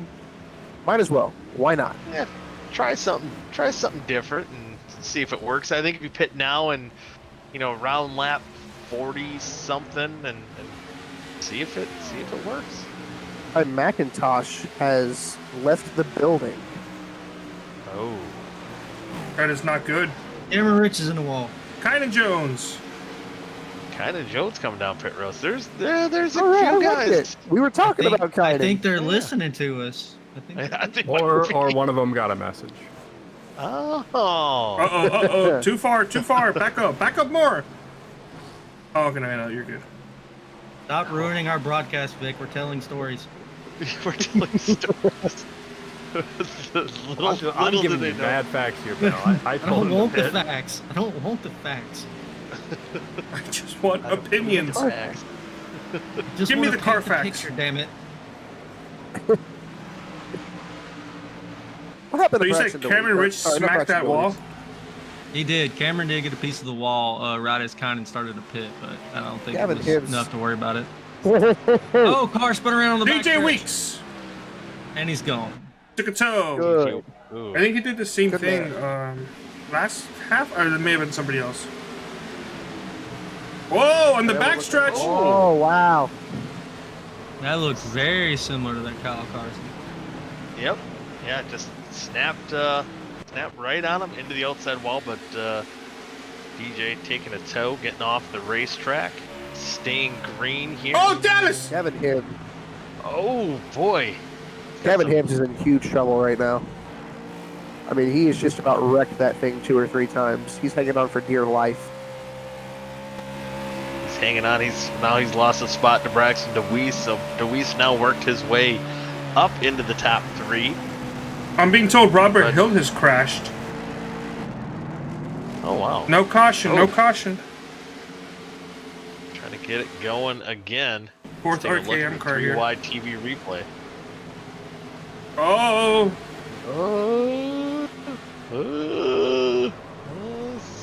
Didn't hit anything. Glad there wasn't a caution. I think it'd be awesome if this was green all the way. The only thing this Just car to, is... Go on. I was gonna say, just to add to if the 2 tires will work, Kynan Jones is a 2.5 faster than the leader. Did he take 2? Or 2 stop. I did 2 stops. Sorry. Yeah. 2 stops. Like- Doing the 2 stops, he is a 2.5 faster than the leader. So until they pit, he's going to be a 2.5 faster, and then when they do pit, he'll Well, probably be a little slower each lap. I know his tires going to fall off and they'll even out. Right, They and would- then he'll probably pit 5 laps, 10 laps after they pit if he's going to do the 2 stop. Then we'll Yeah. see. That's interesting. Okay, looking forward to seeing how this works out.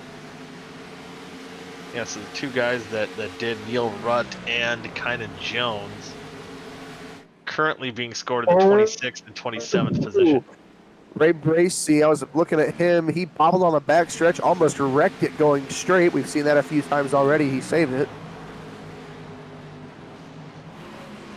Hanging on for dear life. These cars are starting to get out of shape as we are approaching that point of green flag pit stop, starting that conversation. You know who we haven't mentioned him yet today. Gilberto Javier Gomera started 7th in the half 1, had a pretty good run going, but ended up 12th and just made the pass on Dallas Myhead for 10th. Looking pretty good in this long run, running faster lap times than Lester Green and Ray Bracey, and coming on the pit road now, Thomas Capuano. Zach Rogers is a man on a mission. He is up to 6th from 21st. And he's still running competitive lap times to the top 2 guys. He's still getting some good out of those tires. Oh, Carlson getting a little high. The on longer the these guys racetrack. stay out, Yeah, on the racetrack. the longer these thank you, Carl. The longer these guys stay out, the better for Kynan Jones and Neil Rutt. Kynan Jones was a 2nd faster that last lap. Hand, pit road. Although Neil Rutt on the same strategy is, I think, about 6 or 7 seconds up the road from Kynan Jones. I think it's going to work for Neil Rutt before it works for Kynan. Yep. Carl. What if I told you that I told Kynan just to back it down just a touch to take care of the tires? Hey, Vic. Again, I know you're trying to paint a picture here, but I want to give you the mad facts of this. I want to see if Kynan can really pull this off. Oh! I want to It see stops Gavin Hibbs has crashed into the 1!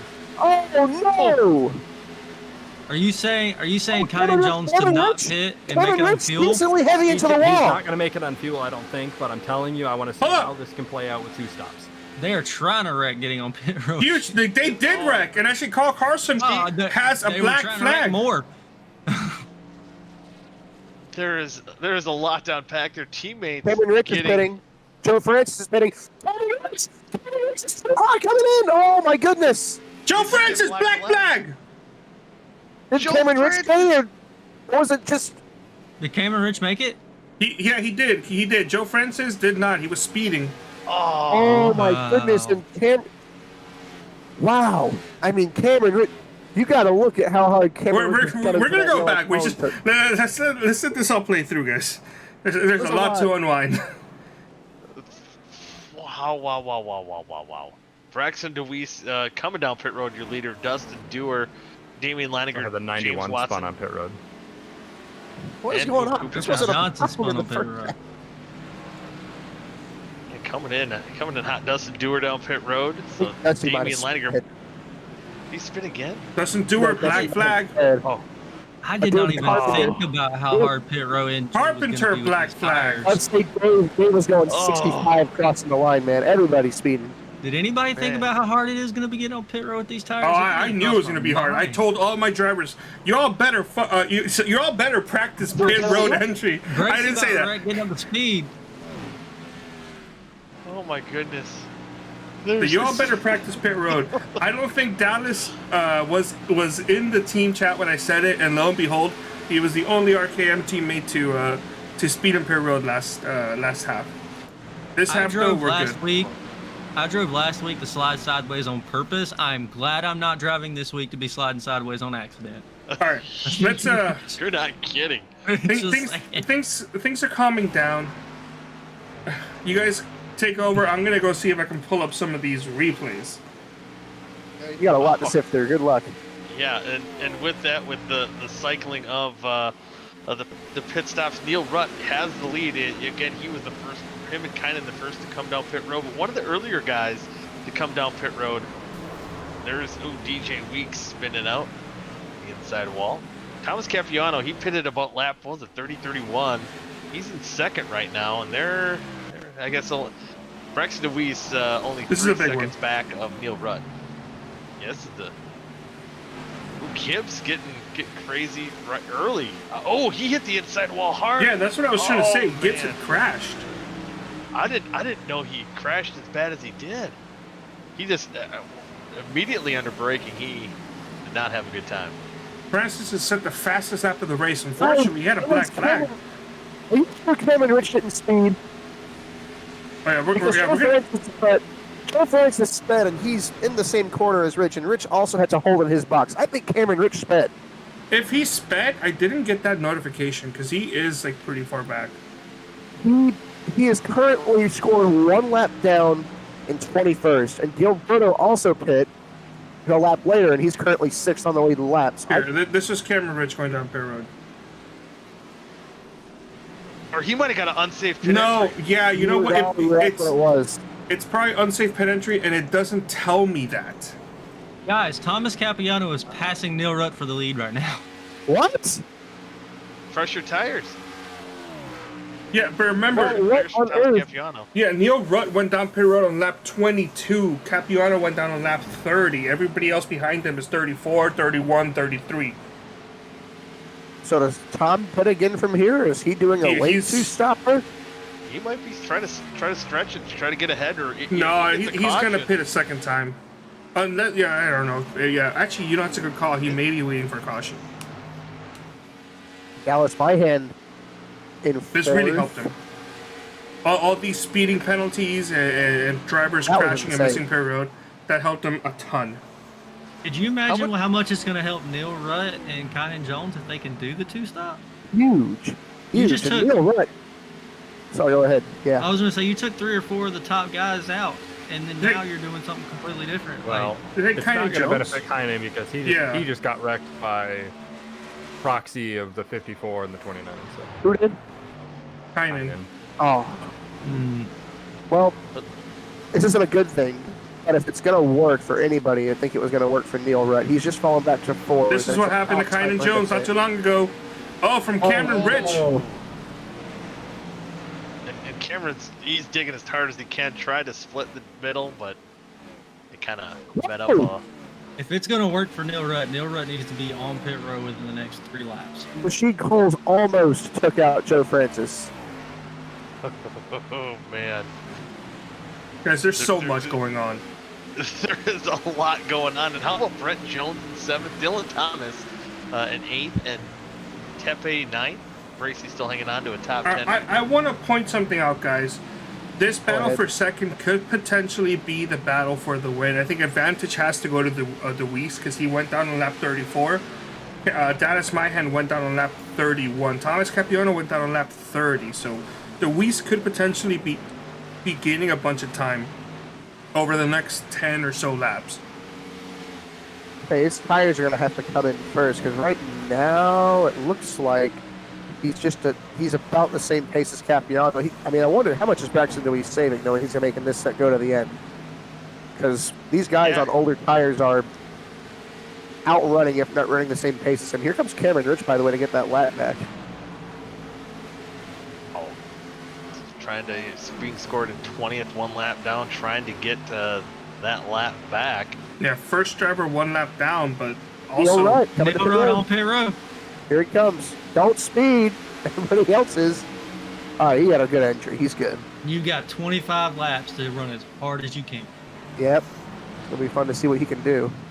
And really probably in a no-lose situation. I think he was about back in 16th, 17th, around that position when he first came down pit road, and he was, I don't know. And he was free falling. So I think you're right. Yeah. I think he'll be all right. I think at least it'll come out in a wash for him. I want to say around lap 11 or 12. Yeah, around lap 13, he peaked at about 8th place, and I don't know. I mean, he was pretty decent on that long run in the first half, but he free fall, man. So let's see where he ends up. Thomas Capuano holding on to a 1.75 second lead over Braxton DeWeese, and Braxton's coming. Gavin Hibbs has an engine that's expired. Yeah. Who's that? Vic? Gavin Hibbs. Oh, that's for the hit to the inside wall. Yeah, I saw that he had a meatball flag, but I thought he was still just in pit road. But no, his engine expired at some point in the back stretch or the front stretch. He is in pit road, so will not be a caution. So how is he looking in the chase-offs coming in? Messy. Now it's very messy. Oh, yeah. It's going to be very, very close. And unfortunately, that he only has himself to blame, I believe, right? I don't think anybody else helped him with that. He just went too hot in pit road. Yeah. Yeah, that's what it looked like. Oh, man. For it all to come down like that, unfortunate for Gavin Hibbs. He'll have to be biting his fingernails watching this finish of this broadcast, see if he can get in or out of the chase-offs here. 22 laps to go. Thomas Capuano still holding on to the lead, but Braxton DeWeese is coming now down to about a second and a half to see the time gained here. And Myhan also closing in. So again, we're seeing the different strategies in pit stops, and I believe the fuel run was around lap around 30 laps or so. Yeah. We see him stretch it to 36 and a half. 34. Actually, Neil Rutt went. No, that's wrong. Excuse me, that's wrong. I apologize. It's correct, but he pitted already. What's up? I was going to say, Joe tells me he did a full field run in practice, and I'm looking at it. That practice run was about 32 to 33 laps. Yeah, Leinemann here went 35 laps. But, he's probably not going full throttle all the time. Kynan Jones went down pit road on lap 23. He has yet to pit since. Breathe into the mic, buddy. First impression. 17. First impression. You're past the private DMs. Now I'm going to publicly ridicule you. Oh, man. Well, I'm sick tonight, so I think I get a pass, right? Yeah. You didn't tell me that. Brent Jones. You didn't tell me. Here goes Rich. Free pass. Brent Jones is passing Javier Gomera for 4th. We're working on it as we speak. Yeah, those guys, I want to say, I think they both came in on lap 34. They did. No. Brent got loose. Had to let it go. Gomera 30. Oh, yeah, you're right. I apologize. I misread it. Braxton DeWeese gained a whole half second last time around on Capuano. Capuano had a bad lap, and Braxton had an amazing lap. That time. This time by, though. This time it's the other way around. Capuano gained a 10th back.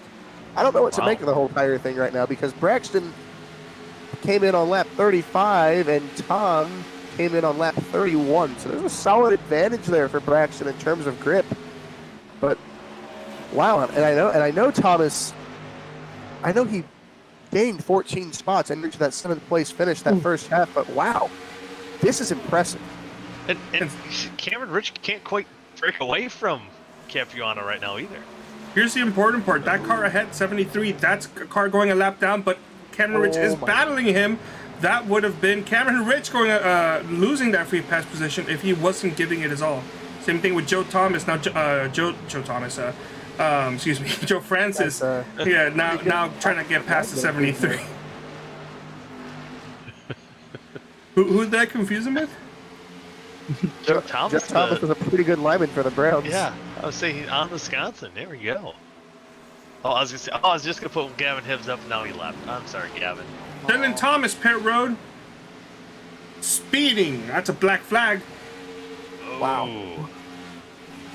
That little kerfuffle going 3 wide and Cameron Rich getting his lap back. That cost Capuano about half a second. Braxton DeWeese has really started to close in here. Yeah, my hand is starting to struggle. It's a cramping. What's wrong? A little bit. Shut up. Uh-oh. He's in the 15. I'm a little disappointed. I'm a little disappointed at the lack of my hand jokes that I really expected to happen. Like since he started racing here. Oh, Capuano looks right in front of Braxton. Here comes Braxton. Looking on the inside, looking for the broom tonight. He wanted to get that regular season championship. He might now. He might. He's in good shape if he can definitely pull out a win here. And here he is, takes over the lead with 14 laps to go. Cameron Rich all the way back in 16th. This could be the difference, especially if he can hold on to win 2 halves here tonight. Oh, getting loose right in front of him. Cameron Rich maybe says, hey, I'm going to make you earn it here, buddy. Vic, who did you say were the first 2 guys out of those chase-offs and by how much? What do we in the wall? It was Dallas out by 20, Ty out by 36, Dylan out by 41. And me asking that question did cause us to miss Braxton DeWeese getting the wall and ceding the lead back to Capuano. And they've still got Cameron Rich right in front of him. And he's putting a monkey wrench here. Capuano getting right on the back bumper. Cameron Rich trying to stay on the lead lap, being scored in the 15th position. The way Dallas Myhan run, I think as they run right now, Dallas Myhan might steal that last spot from Gavin Hibbs. Cameron Rich deciding, I'm going to let you guys battle it out. I don't want to be in the way anymore. And has put himself back 1 lap down. He said he was 20 points out, didn't he? Dallas Myhan. 21. He was 20 out. Well, Gavin Hibbs is 26th, and Dallas Myhan is 3rd. That, by the math, well, there's bonus points for leading the lap, too. Listen, this is too much for me, man. I know Gavin let it out. 3rd spot. That's what I'm saying. I think Dallas might have to finish at least 4th. I think he might be okay falling to 4th, but I don't think he can give that spot up to David. Yeah, he's good. He might even run Brent Jones, who's closing in on the 15 car. He might give him Dallas might give him a run for his money. Darren, if you're listening, tell Dallas do not lose 2 spots. Give me like a thumbs up or something if you hear me. I think he sees nothing. His hands are full. Yeah, his hands are full. I think he gives you a thumb up. Do keep in mind, Hibbs did lead a lap, so that is a bonus point. Yeah, no, we did account for that. Okay. I'm just making sure. And if it's a tie, then it goes off most top 5s. So right now, Dallas would be gaining 23 points on Hibbs, which means he'd be 3 in. Dallas lost his position there. The number 6, Brett Jones. Fourth, I think he's in by 1 point as it stands right now. Oh my goodness. And I think, what did Vic say that tiebreaker was? I was mathing in my head. Top 5. Top 5s. Top 5s? I don't. That might go to top Gavin 5s, top 10s, and then wherever they finish in this race. Wouldn't wins matter? I know they don't have wins. Wins, yeah, so neither one has wins, so it doesn't matter there. Is there a stat book I can reference, or do you have to? You can go on Sim Racer Hub. They're all on there now. Yeah. You know what they always say? Go to the hub. Yeah. So all your resources, go to the hub. Yep. Or I can give you the numbers if you'd like. Yeah, you have it. Give me Dallas Myhan and Gavin Hibbs top 5s, because David Westergreen is gaining on Dallas Myhan. It might come down to that top 5 tiebreaker. Oh boy. Well, Hibbs will get it with 7 top 5s compared to Dallas's 1. Oh, man, I thought Dallas had more than that. Well, Dallas has to manage a 1.3 second gap to secure his spot in those chase-offs. I'm pretty sure that's the way it looks. Oh my All right, goodness. Darren, tell Dallas not to lose a spot. Also, all RKM teams, no funny business. I don't want any BS here. No horsing around. He's Carlos laying down the law, but right now Braxton DeWeese laying down the law, holding on to a 1.3 second lead over Thomas Capuano. But Brett Jones, how about that? Yeah, worked his way into third. Dallas Myhan still trying to hang on, seeing if he can snag that final chase-off spot over Gavin Hibbs, who has a blown motor. He's got 7 laps to hold off David Westergreen, who's now only a 3/4 of a second behind him.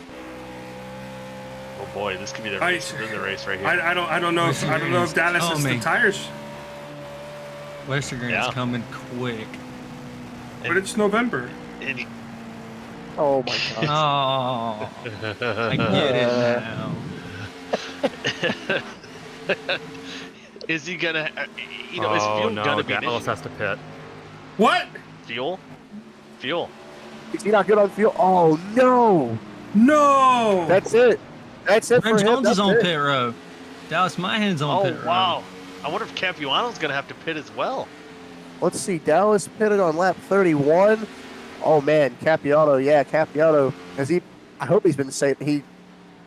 He's either saving or he's out right now, because he is like a whole. He is. Yeah, he went 30.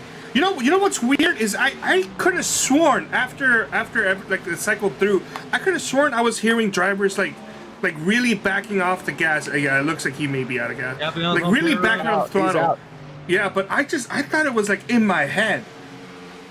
I guess that was the strategy. Oh man. Well, did DeWeese make it? Do we know if DeWeese 34? I think of all the drivers, he might be good, except maybe Damien Leinemann who went 35. Oh, DeWeese is close. DeWeese pitted on 30. He came in on lap 34. Westergreen came in on lap 33. It's gonna be close. It's gonna be close, guys. Boy, 4 laps to go. Braxton DeWeese, he can coast quite a bit. He has an 8-second lead over David Westergreen. Gilberto Javier Gomera coming to pit road. You know who does have enough fuel? Neil Rutt has enough fuel. Oh no, Cooper Johnson wrecked it going into pit road. Oh man. I can't find Cooper Johnson. He wrecked? Coop. Oh, yeah, he has he's no front modified, end. Yeah. Where on earth is Neil Rutt going to end up? Right now, he's in 12th position, so definitely paid off so far, but there might be some more guys coming down pit road. Only 3 laps to go. Westergreen is either out or saving as much as that car can possibly save. He is barely moving around the track. Pit road. He's got my hopes up for nothing. I wonder if he thought the caution was coming out with Cooper. Man, I don't know. Back Rogers pit road. He's not even clutching it or anything. Take it easy. 2 laps to go. 2 more trips around the racetrack. Does Westergreen have enough? Coming now to the white flag. Braxton DeWeese, he should have enough fuel. He can clutch it the rest of the way with that 8-second lead. Looking to pull off the sweep here. And Cameron Rich back in 11th. So we'll see if he can hold on to the regular season points championship. Uh-oh. Is he shaking it for fuel there? But should be no. Oh, Carden Jones and Damian Leinemann getting together off of turn 3. That has implications for third. Cameron Rich is out. Cameron Rich is out. Cameron Rich is out. Braxton DeWeese does comes across Hang on, we're going to have a drag race for third. Oh, Damian Leininger's going to edge him out. Edge him out. What a turnaround for Damian coming home with third. Adam Tempe fourth. Gilberto fifth. Ray Bracey sixth. A lot of these guys haven't maybe come across the line yet. Neil Rutt come back to finish 9th. Joe Francis is currently doing about 130 miles an hour around the bottom, trying to make it to the line. Oh, Joe Francis. But he's locked that position because everybody behind him is a lap down. Oh, okay. Oh, actually, he was one of the first drivers 1 lap down. And how about Neil Rutt, too, who ends up 11th with the 2-stop strategy? Wow. So I think Westergreen just said he ran out of gas now, but Braxton DeWeese, he has enough gas to do a couple burnouts. I thought he scared me there with the shaking of the car. I thought he was out of fuel. And almost. He had to make it somewhat as interesting as half number 1. And the under hit for cautions, by the way, by a lot. We had 2 to start and didn't have another one. Yeah. Well, I thought I was betting safe there at the way this race started, but good job tonight, boys. And what a difference in both the halves, too, the way they played out as far as, the race between Braxton DeWeese and Cameron Rich, just the raw gunfight or whatever, the duking it out. Into half number 2, the pit strategy that came into play that, man, really, really old Atlanta just lived up to its name once again. Agreed. God, I love it here. We should race here just every week. I'm sure some people wouldn't mind too bad about that. We got the OSCA schedule release. It's the season finale next season. Yes, it is. Oh, yeah. Gotta love it. Gotta love it. We do have drivers filing in for interviews. Who's got Damian? Because he doesn't want to talk to me. I'll take Damian.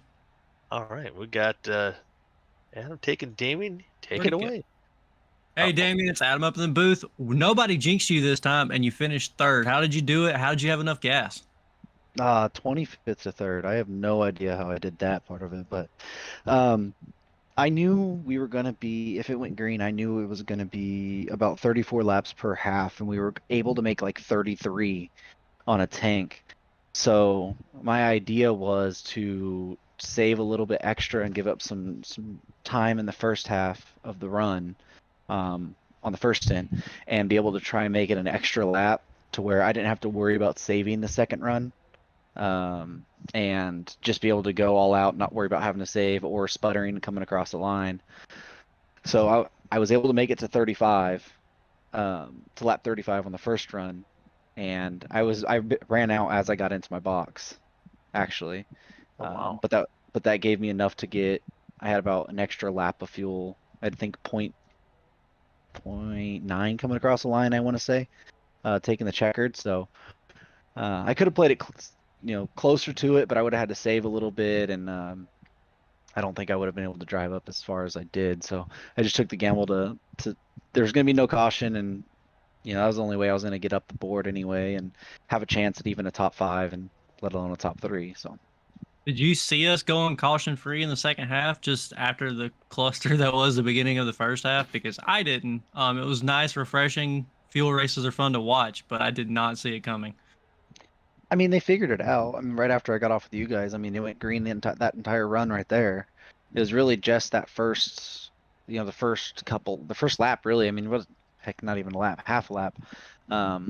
You got, the one on the backstretch, and then immediately right after the start-finish line. So once they figured that out, and I think everyone just figured out you can't just pedal to the metal right away. You just got to ease into it for a couple laps.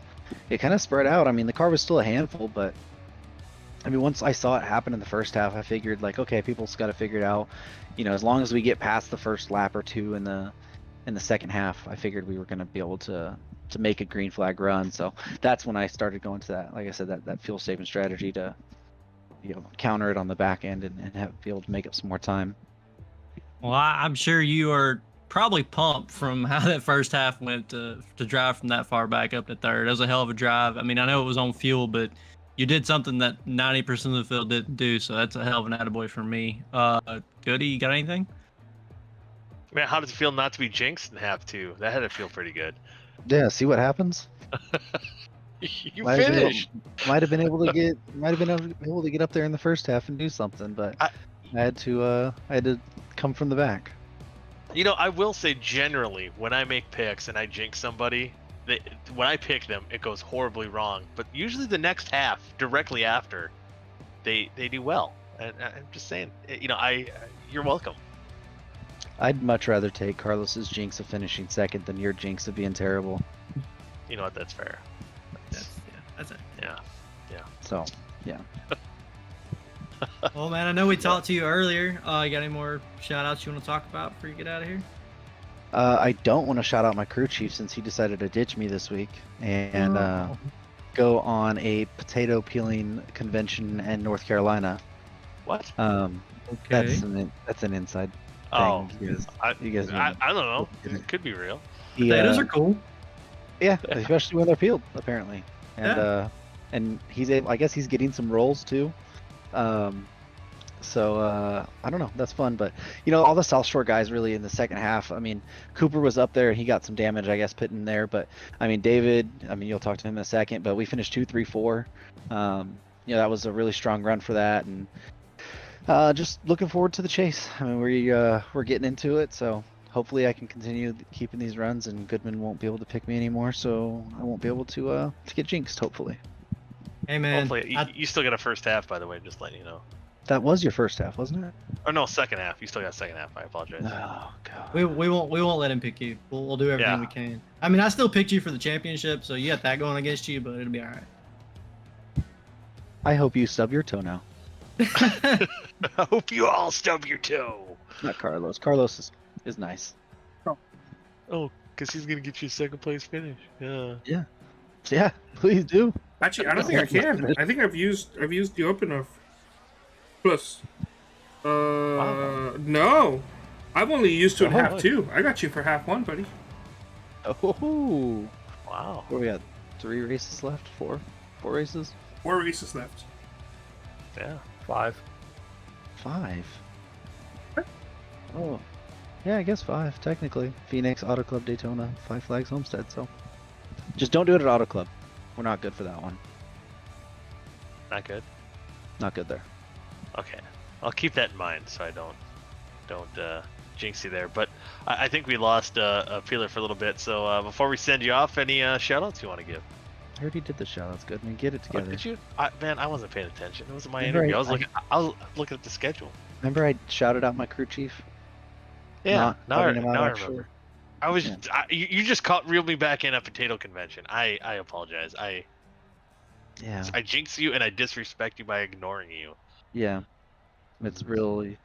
Vic, get your commentators in line here.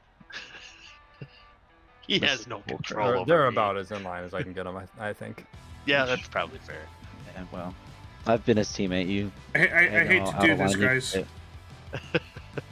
Uh-oh. It's time. Oh, we're kicking you out. Get out of here. Bye. Bye. Damian Leininger finishing in the third position. Now we're going to talk to who finished second. Wow, the interview waiting. They're having a little powwow there. I'm going to pull up, snipe up David Westergreen. And David, awesome run all night tonight. Kind of had a quiet top 5 in half number 1. Got that track position, ran up front, and held on here. Doing the fuel mileage thing, getting a second place run. Getting hot right at the right time, right when you like to, right before the chase-offs. How you feeling?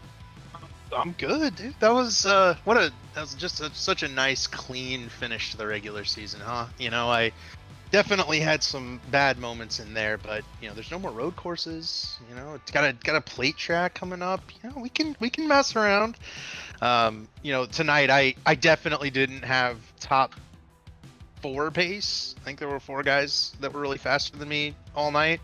But we were right there and about 5th overall, and you know, we had calced out you'll probably need to save a lap or 2 there on the first run, but we got the cautions early, and it was the same guy spinning his tires right in front of me all 3 times, dude. It was it cost me spots the whole way, so I was kind of fighting back all of half one, and had a really good battle with Cooper. We ran close together the whole run, and I got him with like 2 laps to go. I don't know. Hope you all got to see that one, because we were side by side a couple of times. He tried to wreck it like 4 times. I tried to wreck it like 4 times. It was fun. And then second half we plotted it out. I knew what lap I had to pit. I knew I had to save about 1.5 laps in the second run, because I didn't really save in the first run, because I was like, I want to lead, and then I didn't. Of course, but I got 2 with 0 X's, so it's bonus points, right? And yeah, I mean, we saved it. It was perfect. That was about as good as I could have asked for, given that the last couple of weeks haven't been so hot. Yeah, especially with that mindset of you wanted to lead some laps, you kind of didn't save on that first run. Was it just kind of you got locked in after just starting the half number 2, so you kind of let it loose a little bit? I did, yeah. I was like, I want to go try to race for it, and Gavin had the outside lane there. I thought maybe I'll swing it up to the top and try to go after him, but I kind of rode, and I took second from Cameron, and he fell back behind me, and I went, oh no, this is wrong. That was right when I knew, because as soon as he started, he got into his rhythm, and I knew I was going too fast and too hard into the corners, and I burned the right front off it. I was like 58% right front or something in that first run, but I had to slow down so much that I got to 34, and that was our lap to get to the end. So yeah, I was running like 3/4 throttle down both straightaways, trying to save fuel. That was my normally you save fuel entering the corners. I was saving fuel in the straightaways, so it worked out, dude. I had decent enough pace that nobody was like catching me or anything, except maybe Damien. And hey, how about South Shore Racing? 2, 3, 4. We just needed Braxton to run out of fuel, and we would have swept the podium. So that was pretty cool. Yeah. Well, hey, you gotta give Cooper too. He finished 9th. You got all single digits there. Yep. I did talk about Cooper already, because we raced together the whole first race. That's but true. we had a really strong race. This China track is our bread and butter as a team. It's Damien's best tracks. It's my best tracks, and it's Cooper's best tracks. So hopefully, with Auto Club coming up, that one we'll be real good at, I think. And I think Homestead is in there as well. So those tracks, watch out for us. We'll be there. But we got a team championship fighting for, and it's going to be tough. It's going to be a good close fight. We've lost some ground the last couple of weeks for getting bounced off of for a number of different times. But overall, it's been a fun season. I like this car. We voted it out. I don't know if that's been announced yet. We voted it out. We're running the Xfinity cars next year, so I'm a little bittersweet. I voted for this car again, but I think I understand the need for change, because it's 3 or 4 months on the same thing. We can we change it up a little bit, and it keeps it really fresh. So I'm excited to run the Xfinity car again, but I want to put a pin in this car and come back to it, because it's really fun. Yeah, it's been put on some great shows, and hopefully we do come back, especially with the experience you guys put on.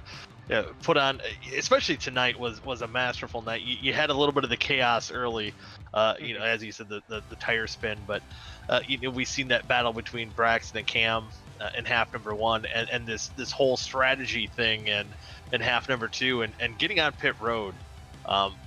Was a huge factor tonight as well. We've seen Cameron Rich, Joe Francis. There was tech. We couldn't even. There was almost too much to unpack. Cooper getting down pit road. There was just so much wild stuff coming down pit road. How hard was it with these slick tires to come down pit road? I mean, it's funny, right? That pit road's usually my Achilles heel, man. I never had an issue with it. I slowed down in the center of the corner, got on the apron before I was braking before I got on the apron. So at no point was I sideways. And then I kept it cautious, kept it safe, and look at that, right? 2 good pit stops under green tonight, and no speeding on pit road. It's definitely nice, because I am known to throw the races away. Even here, I've thrown races away speeding on pit road on this pit road. So I just kept it clean, kept it cool, and come out of here with a P5 and a P2. I will freaking take it, man. That's so nice. Yeah, next week Phoenix. How you feeling going into next week? Got that momentum on your side though. We were good at Richmond. we I felt like I had a race winning strategy at Richmond in half one, and gambled with the fuel again tonight, and I think the fuel, you can really manipulate fuel nicely, being able to kind of keep track of what lap you need to get to. So, if there's an early caution, look for me to try to get off sequence, but I think we'll be a nice top 10 car at Phoenix. It's one of those things where some of these guys just have a little bit extra in this car, and the car doesn't make up the difference. And so I just have to do what I can to make that up, and in other ways, and at raw pace we'll be fine. But yeah, I'm looking forward to I'm looking forward to Auto Club. I'm like looking ahead, dude. That's gonna be a fun one. Yeah, it should be. I'm looking for the chase offs as a whole. I think will be a one fun championship to decide too, because I think there could be guys as you did last season, just kind of coming on late, and it seems like you're poised for a charge like that again. So kind of mix it up with the normal Cams and Braxtons that we see up front every week. Even Damien too, who was duking up early on in the going. Although he said Auto Club was not a track he was looking forward to. So I'm not sure why. We ran this car in strictly stock a few times a couple years ago. Me, Damien, and Johnny Eckert had a 3-car battle for the lead, running different lanes. It was one of the most fun races I can remember running in it all. And this one's going to be up there too. This was a very fun race to run. You had to battle the track. You're going to have to battle the track at Auto Club. You're probably going to have to battle the track at Phoenix too a little bit. And when you have to do that, this car is perfect, right? It's all skill, it's all rhythm. It's a car that's fun to drive itself. And so even if the gaps get really big, and Braxton won by like 9 seconds, if the gaps get really big, it may not be so entertaining on the broadcast, but it's really fun to drive in behind the wheel. So I had a really good time tonight. And hey, shout out to my guys, Bite Size Sports. It's our first interview this year that wasn't me dying. So thankfully we got them in for a positive interview. Hopefully you guys saw the Titans car a lot tonight. Hopefully they're winning too. I haven't checked. Yep, by 3. Score. 16-13. Nice. There you go. I knew Adam wouldn't be so on board for me picking the Steelers. Well, I didn't pick, but I was trying to talk him into the Titans. They got DeAndre Hopkins over there. He's my Clemson guy. So, and then we're the rest of the sponsors for South Shore. Nathan Benham and Traders Brewing, and Kevin Novak, who obviously sponsors the Bite Size car, and Jordan Tarble, who sponsors Adam's car, and then Eckert sponsoring Cooper's car. So thanks to those guys. They're our good partners. They always help us out and put logos on the car so that they're not blank. We're running Pepsi schemes or something. And it's been a fun season. Hopefully we can have a good run in the chase. Yeah, we'll be looking forward to seeing you boys contending for a championship starting next week. And again, congratulations on an awesome run tonight, and go give them hell at Phoenix. Yeah, thanks, guys. And sounds good. Yeah, all right. David Westergreen coming home in 5th and 2nd here tonight. But next up, we have Braxton DeWeese, who swept the night, and kind of a different nail biter for you here in half number 2, Braxton. How close were you on fuel once you crossed that line? It was between a lap and a lap and a half, I want to say. Okay, you made me nervous at least. I don't know if you were playing tricks, but Carlos was on the inboard camera, and I saw you shake, and I'm like, oh no, he's out of fuel. But at least you were coming out of turn 4 at that point. Oh no, I was just giving her hell. Hell yeah. I wasn't out. I had plenty.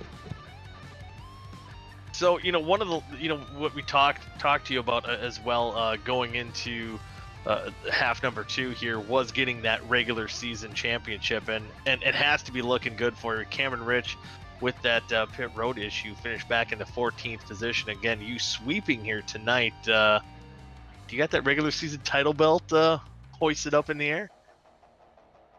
I mean, we're not going to have that, but we're going to have the big old hat that I have on top of this head. That's for damn sure. But either way, I'm pretty happy with this night, and hopefully we come out with the points. I didn't know he finished 14th. I thought he finished 11th. My race lab just messes up on me, and it gets my ass from here and there. So, if he finished 14th, and that's I'm a little bit more comfortable with that. But I have information on this. Ooh, breaking. Braxton Deweese, you are the regular season champion. Sweet. By Yeah, 7 points. Sweet. Really? Do you know That the owners by close? chance? By 7 points. Wow. Yep. I was down like 15 going into this race, wasn't I, by chance? Something like that. Can't Yeah, that's can't what I was messed thinking. up in pit road on half 2. Yeah, you were down. You were down by 15. Go. Yep. Sweet. I appreciate that. Yep. So we're gonna celebrate it. Heck yeah. Come on. So and That's how greatness. about and the best way to do it, you know, getting 2 wins to kind of end the regular season. How does that going to carry for you next week, starting the chase-offs, going into Phoenix? Well, it definitely helps with the points. So, the points carrying over, I feel like that'll definitely help. Hopefully, that can keep them. Hopefully, that's the momentum that we can keep up, is just having as much points as we can. Because I believe this is just a like 5 or 6 race or even more. It's around there race run. So. We just got to be on top of it even more than we were this regular season. If we can, you know, try to do what we did tonight, I know it's a sweep and it's hard, and I got to be grateful for what I got. But you know, you want to try to do that every week, and you know, we're going to try to do that next week at Phoenix, and the next week and the next week, and you know, try to get this championship. I was, you know, trailing a little bit from Cameron for this whole year. He has like 8 wins, so we definitely need to pick it up. The speed's definitely been there. I finished second as many times as Chase Elliott did before he got his first win. So it's a little annoying, but it is what it is. So you know, we'll try to turn a little bit more of them second place finishes from the regular season into first places here in the chase, and hopefully we come home with the championship. Yeah, it should be a fun one to watch. I'm really looking forward to it, and especially if the chase-offs could be a microcosm of what tonight was, you know, between that battle that you and Cam had in half number 1, and even, you know, no wrecks or anything crazy having half number 2, but there was, I don't know how much you were paying attention. You're probably trying to you know, make your own strategy work, but there was a lot of chaos and a lot of different strategies going on in half number 2. How were you of, like, you know, Cameron having issues on pit road, or some of the other different strategies going on? Well, they made their pit stop, him and Joe. They pitted together, and I went by, and I wanted to stay out another lap. I knew it was going to be pretty close. I had about 1 lap coming to the line, so I came down pit road, and I was actually sputtering coming down all pit road right there for that green flag stop. But when I came to my pit stall, I saw that Cameron was still there, and I was kind of confused on that. And then I kind of asked what happened, and then Joe was like, we both hit the cone, because he was in my chat, and I was like, I pretty much was just kind of in shock that he made a mistake like that, and I pretty much knew I have to capitalize on this and, you know, do what I did in the first half and get the win, and try to get the regular season championship like we did. So I was a little aware. Sometimes they were saying what was happening, what was going on the track, but I'd hear them like go like ooh or something like that, and I was just hoping no caution, please, no caution. I didn't think I had it in the bag until the white flag came out. Once the white flag came out, the weight off the shoulders was lifted, and I just knew I had to make it around to get to the win. But I'm glad and all in all happy with how tonight went. I feel like a couple of these races in the regular season should have went like this, but it is what it is. Put myself in position to get both of these wins, and I executed what I needed to. So what's need to be done to get these wins. So we're gonna keep at it. Heck yeah, we'll be looking forward to it. But you know, one last question I have for you. You know, now that weight is lifted off your shoulders, how does Braxton go and celebrate the sweep tonight and that regular season championship?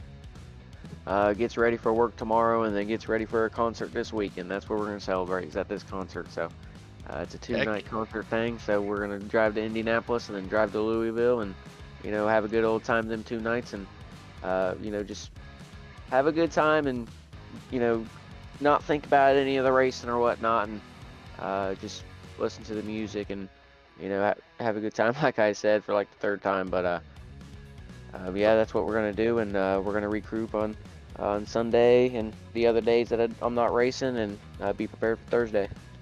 You know, now I gotta ask you, who you seeing? So nobody's probably ever really heard of them. They're called Daniel Donato's Cosmic Country. They're from Nashville, Tennessee. They're not they're kind of their own little thing. They have a little bit of Grateful Dead, Fish type of covers to them. They do a bunch of that stuff, and they also have a little bit of their songs. They have a little bit of that Nashville country twang, so I don't really consider it country, but if you have to put it in anything, I guess you'd say country, but it's kind of its own little thing. They're pretty much known for their jam band, so yeah, I'm looking forward to it. It's gonna be a hell of a time. Yeah, it should be a fun one. Yeah, enjoy that. And before we send you off and you can get ready to go rock out this weekend, any final shout outs you want to give? Yeah, for sure. Definitely want to give a shout out to Ben's Publical once again. I'm glad we could get the sweep for them on the car. We've gotten a championship with them on the car in the 87 Cup Series in another league. So hopefully we can get another one with them on the car and continue the winning relationship that we have with them. And I also want to give a shout out to Jane's on Main. They're a husband and wife type of situation there. They're pretty much right across the street of Main Street in my hometown of Miamisburg. So it's pretty cool to have both of them on board on most of my cars and the leagues are running. So I also want to give a big shout out to Interstate Forward, Blaze Designs, Seth Rawls Designs as well, Allen's Arts Images, Unrivaled Cinematography. Unrivaled Cinematography actually, he does a really good job and making the pictures and whatnot. All my posts that are on Twitter and Instagram, those are the pictures that he does. He actually does 5K pictures now, so you can go over there, and he's on Facebook, I believe. You can look him up, Unrivaled Cinematography. If you're looking for any good pictures, I get a really good deal, and I believe you'll get a really good deal as well. He has a Discord, so he should be in the Facebook page, I believe, so go give it a check out if you want some screenshots that are pretty damn nice looking. So I also want to give a shout out to Elite Performance Industries, Shift Esports. We're affiliated with them in this league, and like I said in the first race, I've really appreciate working with all of them over there. I appreciate Seth coming and giving me a message of running with them to fill in for the 20 car, and then the relationship just moved on from there. We're running in multiple leagues with them, and it's been nothing but a good time, and it's really looking like it's going to be like that in the future. So looking forward to it, and we're going to see what we can do at Phoenix. Heck yeah, we'll be looking forward to it. But again, congratulations tonight, and hopefully we'll be talking to you after Phoenix. Yes, sir. I appreciate it. Come on. Braxton DeWeese, winners. I don't know how to say that, but winner of both halves. There you go. I cleared it up. But, before we go, yeah. So the official chase is gonna be Braxton, Cameron Rich, Joe Francis, James Watson, DJ Weeks, Damian Cooper, David Westergreen, Kynan Jones, Adam Tepe, Darren Staff, and Gavin Hibbs, who gets in by 6 points. Oh man! Congratulations to all 12 drivers. We couldn't have a NASCAR adding Jeff Gordon to the chase officer. Why would I do that? It's like I can get all my cart. No, it's alright. Unofficially down is my hand. First driver out in 13th. Dylan Thomas 14th, and Ty McIntosh in 15th. And actually, down is my hand. When he found of the news and how many points it was, which was 6 points, he realized that he pretty much lost around 6 to 7 spots when he sped in pit road in half one. And also the fact that he missed the last race, which put him in this position to begin with. He's upset, but he's going to be moving on. Going to try to work on finishing this season strong. But now I have a question for Vic, for all the race fans out there. This is for all the race fans out there. How does this chase off reset work? It's basically like it always was. So 1,000 points, and then they have some chase points that they've earned, 2 for wins, 1 per 0x half, and that's how the reset will happen. So, and then obviously top 10, so you go 15, 14, 13, down to 15. Sorry. So basically, Gavin Hibbs will start with some bonus points too. I think the least amount of chase points was Kynan Jones, unless that changed after tonight, but we'll see. We will see. I don't have that math done yet. That'll be something you can follow on their Twitter at Race OSCA or Race _ OSCA, right? Yes. Did I say that right? Yes. Yep. At race X. underscore OSCA on X, Twitter, whatever you want to call it. X Twitter. All right, but with that, thank you everyone for joining us tonight here on 3 Wide Racing TV. Be sure to tune in next week, same time, same place, as we get the chase off started at Phoenix. Until then, for Matt, Adam, Carlos, Vic, and myself, thank you all for joining us. Until next time, good night now.